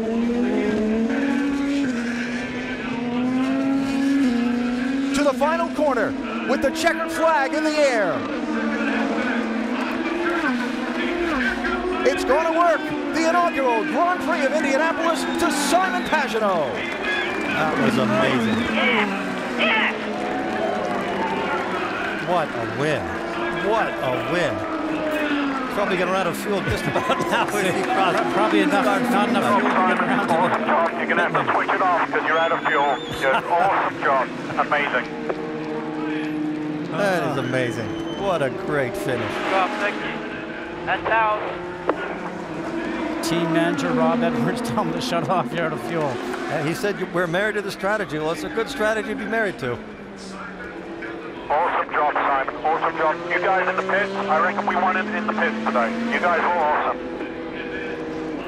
He's been knocking on the door for the whole year, hasn't he? And now he's in the same book as Ray Haroon, Michael Schumacher, Jeff Gordon. First-time winners at the Indianapolis Motor Speedway. Now Pagenaud. No more fuel. Oh, is he still going? Might be done now. Pagenaud was on the lips of a lot of folks as a possible championship contender this season, driving for the Schmidt-Peterson Motorsports team. They have been solid through the first 3 races of the season. Now they come here to Indianapolis in the month of May and start off their 3-week run here at the Speedway with Pagenaud's 3rd career win in the Verizon IndyCar Series. And boy, I'll bet those calculations were crunched and crunched again, Jamie. It was certainly a team effort. A lot of teams rolled the dice. You guys come out on top. We're watching your driver. What does this mean to you? You just told him you guys won it from the pits today. You know, we won it as a team effort, like you say. You know, he did a fantastic job. He doesn't like saving fuel. He did everything we asked. You know, great pit stops. Dan doing the fuel calcs, just, you know, amazing job. You know, it is a team sport, a team effort, but Simon, just awesome. Everything he did everything we asked him to today. There's got to only be a couple drops of fuel left. Sam Schmidt, the owner, is consumed by the media right now. We'll try to get a word with him, but what a big day for Sam Schmidt, the owner of this team. We await his driver as he makes his way. Hopefully, Alan, he has enough fuel to get around here. Looks like he's been able to make it around under power, Jamie. What a victory.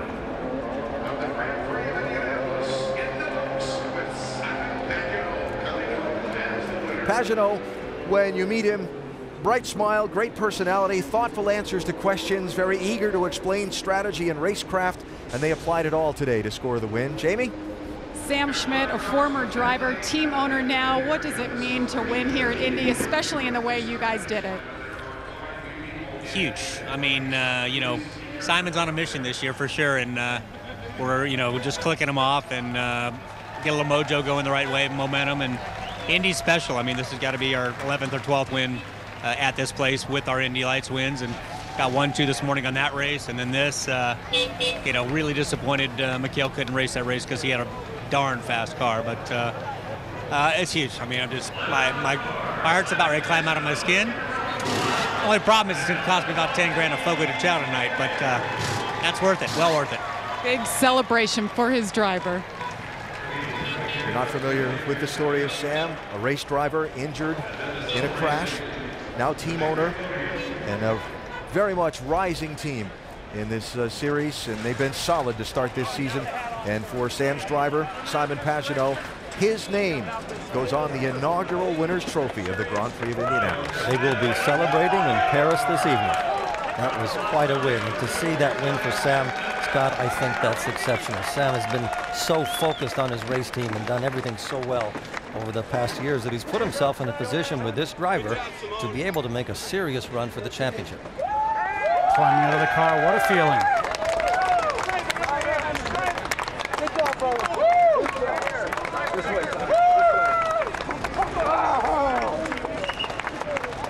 Simon Pagenaud has won the inaugural Grand Prix of Indianapolis. He's been so close this season with top 5 after top 5, but today was your day. How nerve-wracking was it in those final laps knowing the fuel was running low? And did you hear the number they were asking for? I don't know, these guys making fuel, I think, thanks to Honda. They've, I mean, these guys are unbelievable. And the engine, I mean, the fuel I was saving is amazing. With the pace, it was nerve-wracking, I got to tell you. I was worried about Helio coming back, and I didn't know what Hunter was doing either. So I just kept working on my lap time while saving fuel, being off throttle. I don't like racing off throttle, but it worked out for us. And thanks to the whole SPM team, I think it's amazing. The car that they provided me this weekend was definitely the fastest, and we got the win. So thanks to everybody. History makers at Indianapolis, you're now one of them as the initial winner of the inaugural Grand Prix of Indianapolis. What does that mean to you? It's pretty cool. It's pretty cool. It feels awesome. Obviously, we work on this every weekend and week out, and this year we're definitely in the hunt for the championship. But here, looking at the pagoda, it's very emotional. So very happy my dad's here, and he never comes here, so it's amazing. Simon Pagenaud, the winner of the inaugural Grand Prix of Indianapolis. And so look at how they finished today here at Indianapolis with Pagenaud the winner. Castroneves, what a charge from 17th back to within 1.8 seconds of the win. He has to settle for third. Amazing, you know, because I watch what's going on this season. We always expect the big teams to really be competitive, Eddie, and to dominate, especially when we come to places here like Indianapolis. But you think about the couple of races that we've had this year that have been won by the small teams, like today. I love these new cars. I love these new rules. I really like the engine regulations, and it's a big battle. Everybody's warmed up for the Indianapolis 500, and the whole world will be focused on Indy pretty soon. We will have and continue to pursue further updates on James Hinchcliffe on ESPN.com, on our IndyCar coverage, and also on SportsCenter on ESPN. So, next weekend, the qualifying here at Indianapolis, including the Run for the Pole. We'll have it Saturday and Sunday, including extended coverage over on Watch ESPN. And then in 2 weeks, the 98th Indianapolis 500. If it's as exciting as today, it's going to be spectacular. ABC World News or your local news is next. Simon Pagenaud is your winner.